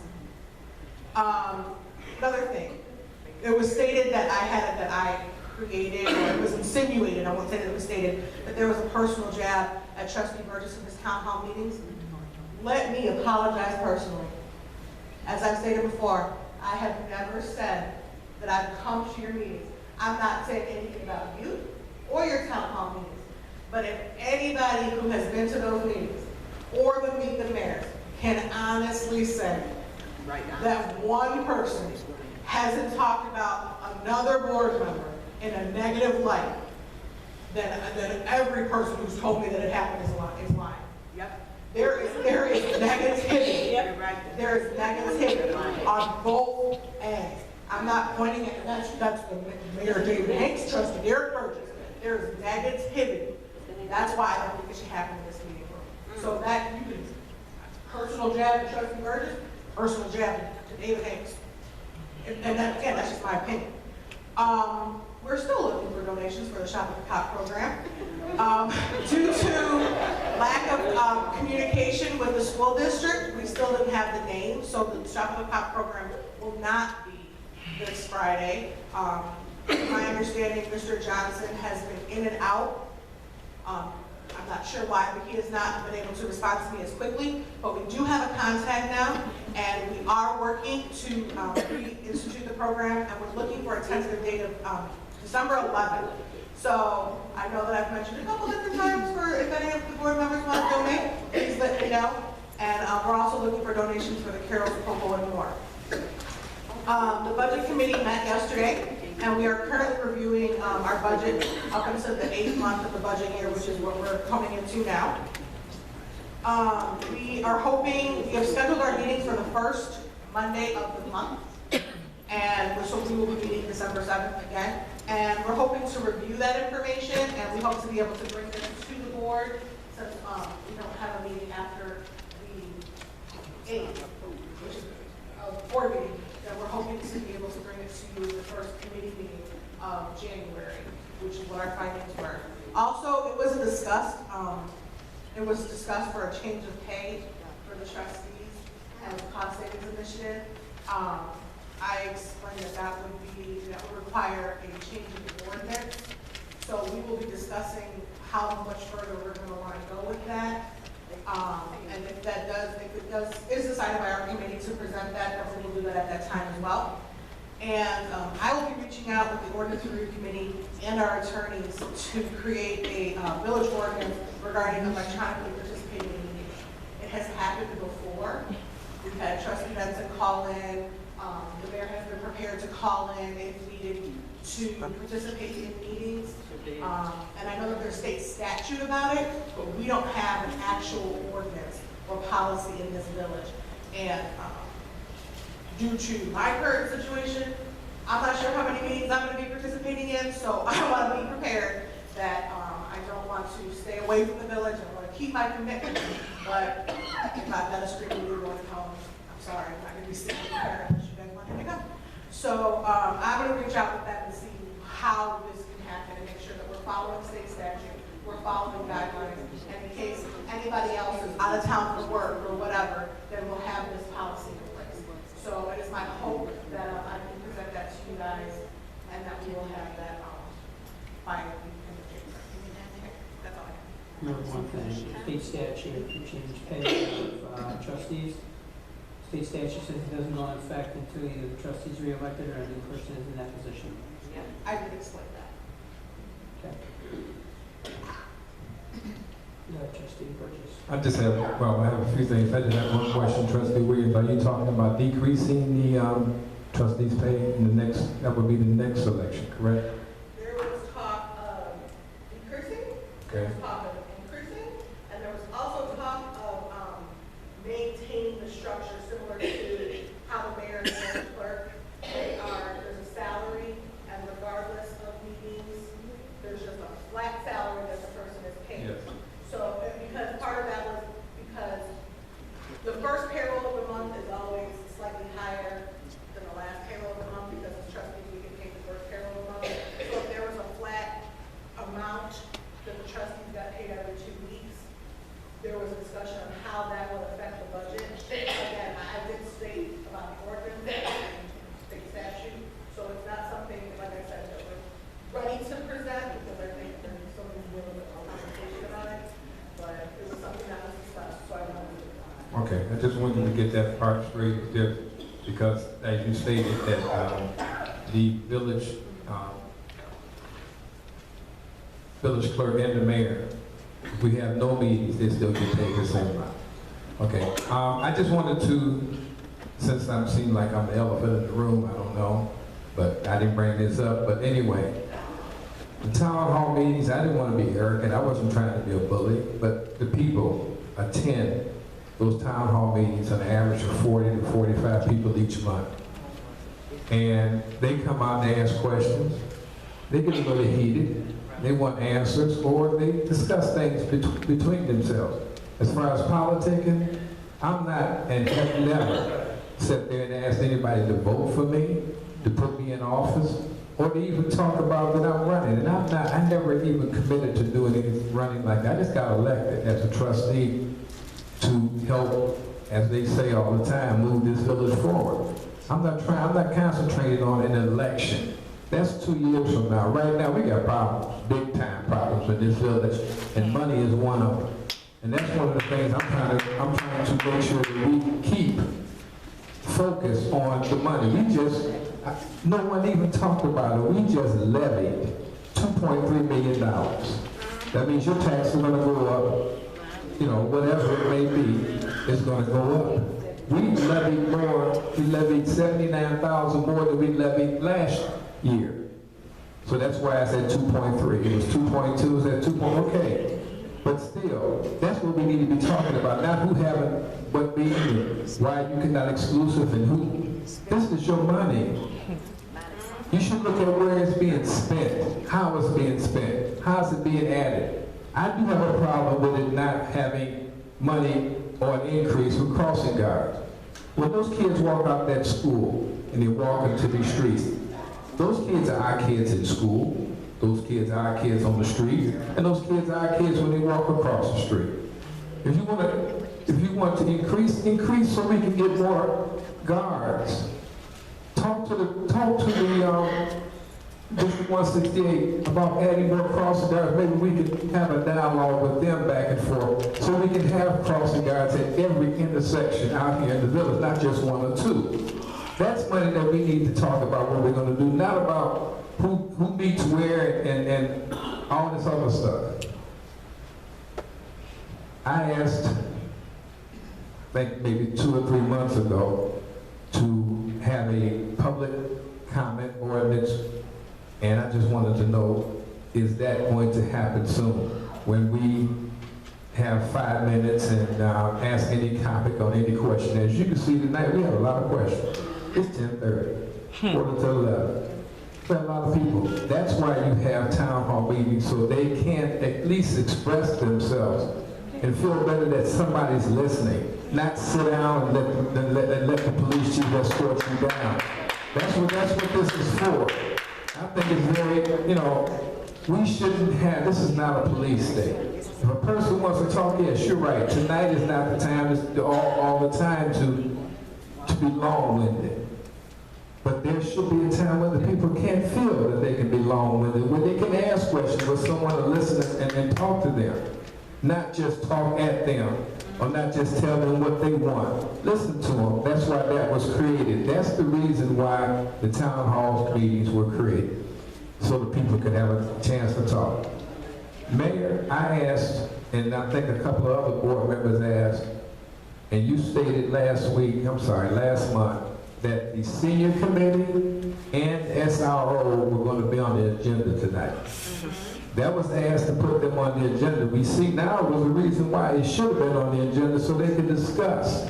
Not be talked at or told, sit down, have a seat, 3 minutes, that's it. They asked specifically, could they put, not this discussion about committee meetings, we said at the last committee meeting last month that this would be on the next month's committee meeting, to let the senior committee members speak and let the SRO, the group that wants to come in and be part of the seniors center over there, and bring a group so they can air out their differences so we can sit and listen to what they had to say. But this was a back and forth confrontation today, and it was given, and it was not itemized on the agenda, was what we thought, at least I thought, that it was supposed to be on.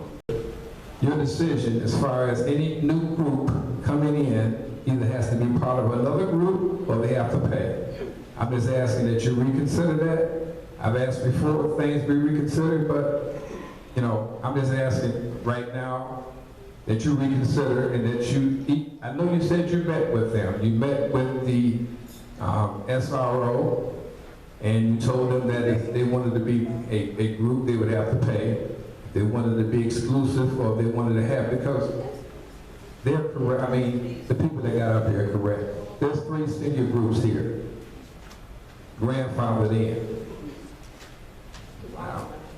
Grandfather means it's been going on for a long time, but it also means that there's been time to reconsider what you have here in this village and at least adhere or listen to the things that they want to do, not just work what we did in the past in 2008. This is 2013. We have a chance right now to rectify some of these rules. They amended the Declaration of Independence. And that was written in 1776. But they amended, we need to amend some of these rules and regulations that we have right here and at least adhere and listen to the people that are here. Not the ones that made the rules, because the ones that made the rules back then are gone. That was back in 19 whatever. I'm going to say 59, 60, 61. It's 2015. It's time to at least amend some of these rules and allow some of these things to happen. And I'm hoping that you're open-minded enough to, instead of just saying no, at least listen to them. And last, shop on the cop, or shop with a cop. The police association next Tuesday is going to present to Becky the money. So as far as you asking for mine, I paid mine already. So we're going to be presenting her with money to shop with a cop. It'll be at the board meeting next Tuesday. I guess the police association president, Jeremy Underwood, will be here to present Becky with the money. So at least they can get started. Okay, that's all I have. Trustee Tate. Couple of semi-quick comments. As some of you or most of you know that Mr. Ed Sullivan came up here yesterday and met with me. As you know, Mr. Sullivan has pioneered and talked about the Rosebush program that he has planned for the Veterans Walkway. And he came up here and the first thing he asked me was why wasn't he on the agenda? Because he's supposed to be on the agenda to speak tonight.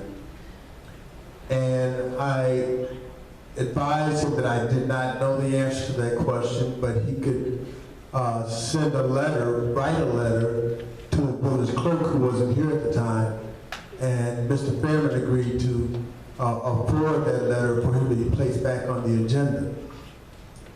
Now, in discussing with Mr. Sullivan, some things came up, and we talked about quite a few things, as we normally do.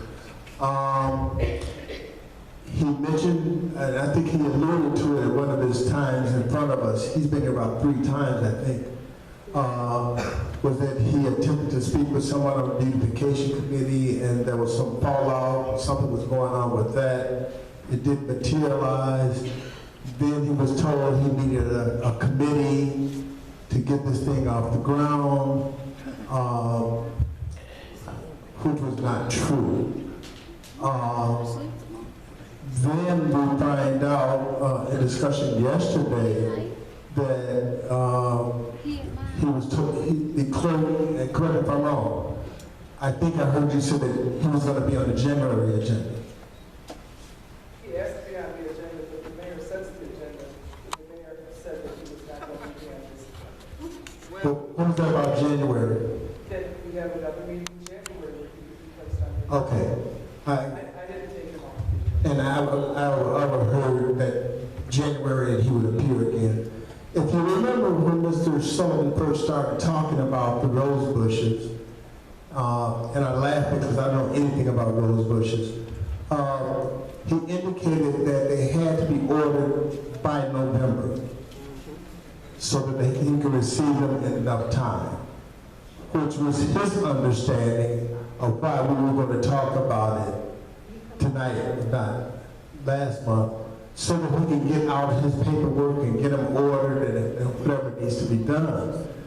By placing him on the agenda for January, makes it at least 60 days late for him to place his order. And then I advised him yesterday that he should speak with the mayor, who I understand is the chair of the beautification committee, and get some resolution to what can be done on that. And I'm not sure that conversation has occurred, but Mr. Sullivan is capable of talking for himself. But I think what needs to be done, someone needs to tell him while he's here, thanks for sticking around, Mr. Sullivan, tell him you are or you're not going to support his Rosebush thing. If there's no support for his Rosebush program, let the man know so he can move on to something else. I don't see him coming back here every month, back and forth, and we nitpick. And I say we collectively because I'm part of this board. We nitpick and say, why did you do this? Why didn't you do that? Why? It's ridiculous. Tell the man yes or no so he can move on. It doesn't make sense to string it out like that. I'm off with Mr. Sullivan for a moment. Something else that kind of bothered me at the last meeting, and I looked into it. Trustee Burgess brought up a question about the consent agenda that we have. And Trustee Burgess, I'm glad you're sitting there, correct me if I'm wrong, his comment is that if it's not unanimous, you need to vote on each item or something to that effect. And the mayor and the mayor's attorney said that wasn't true. Well, that is true. And there's a state statute that says it's true. If part of the consent agenda is not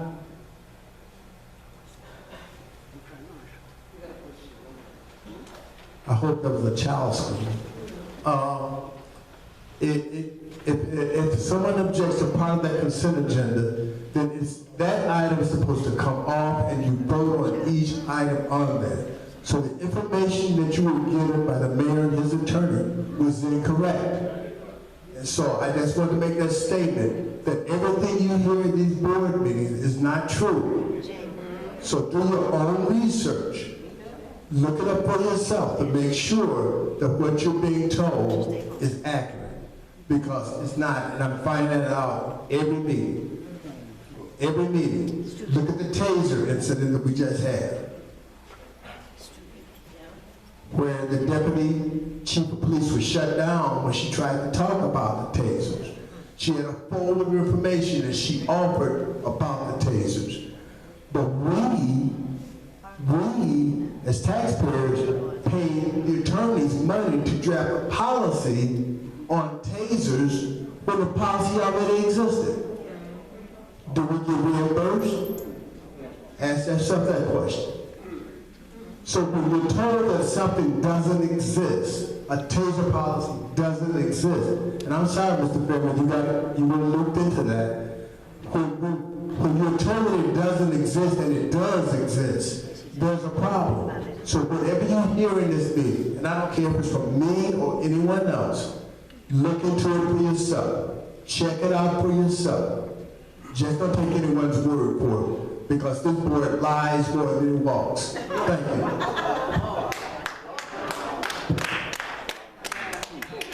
Mr. Jones. Saturday, we have the Santa Claus parade on the 5th. Santa Claus is coming to town, and that will start, you will start hearing Santa Claus sleigh around the town somewhere in the early morning time, around 10, 11 o'clock. And there'll be a break at the fire station. There'll be refreshments, hot dogs, cookies, treats. And then at the community center, there will be some treats and some magical things that Santa will bring in. There will be you have pictures with Santa Claus, and come on out. It should be a good weather day for a change, hopefully. But it should be fun. And Parks and Recs committee meeting will be this Thursday, 7 p.m. at the community center. And I have one question, but no one mentioned it. I haven't seen any hard paper on it or anything. I've seen some literature or a lawsuit on Facebook about the village being sued for $5 million. And I'm just wondering, has anyone else heard? No, we don't talk about litigation. You know, we don't talk about litigation in executive session. I'm just asking the truth. I'm not asking, I mean, is there any truth to this? We're not going to respond to any questions about litigation. That's it for my question.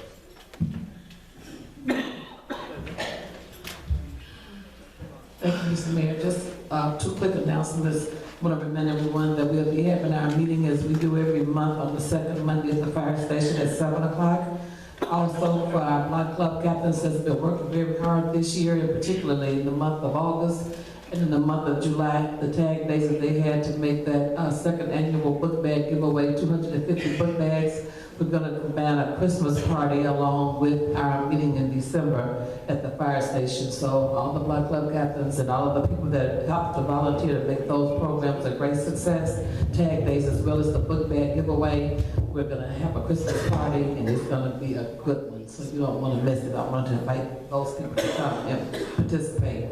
And also in an effort to promote community involvement as well as public safety, Neighborhood Watch, we are presenting a live play April the 15th at Rickover Junior High School right here in Sauk Village, entitled Are You My Neighbor? And we are having auditions and cast members that want to be in different scenes and different parts of the live play that Neighborhood Watch is going to put on. We're very excited about that play because it's getting a community involved in it, and I've been talking to a lot of people about it, and they're excited about being a part of the play at Rickover as well. And we're going to be asking for a donation of $5 at the door for adults and $2 for students, and from 12 to about 5, and then 5 and under would be free. And those will be the beginning of our donations to go toward the commitment that Neighborhood Watch have made to exceed our 250 book bag giveaway this coming August to 500 book bags with supplies. So that's going to be a lot of work, but the committee talked about it and they're up to the challenge. We know that there's a great need in Sauk Village. A lot of parents are always appreciative of the help. We get so many compliments about the program, so we're going to try to push a little harder this year and double what we've been doing for the last 2 years. So again, if you want to be a part of our play that we're putting together, that we're writing and doing, a lot of the Block Club captains are funny in their parts that they're going to be playing. So we're going to have tickets ready to go on sale starting in January, and we believe it's going to be a sold-out event by the time we actually put on that performance in April. We'll be having a flyer about that going throughout the community very soon. I did just want to report on that tonight. Thank you.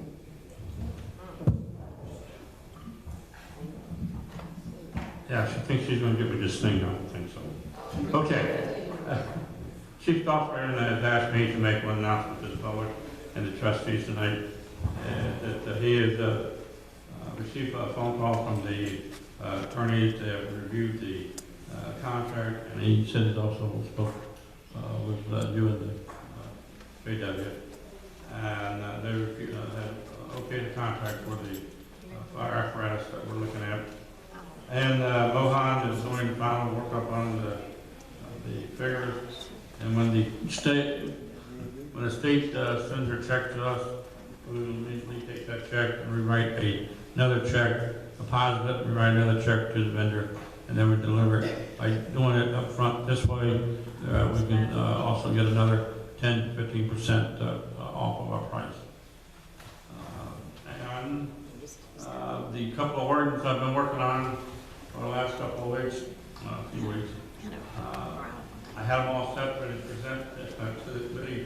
However, the attorney pulled 2 of them back and stated that the change in the state law, they had to look at it, and it may have to go back to my committee to get something changed to match up with the state.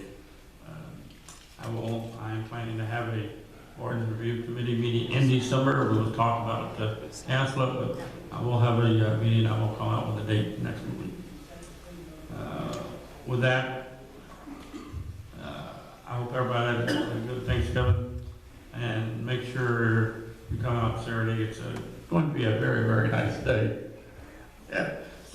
a lot around town. That's all I have for you. Thank you.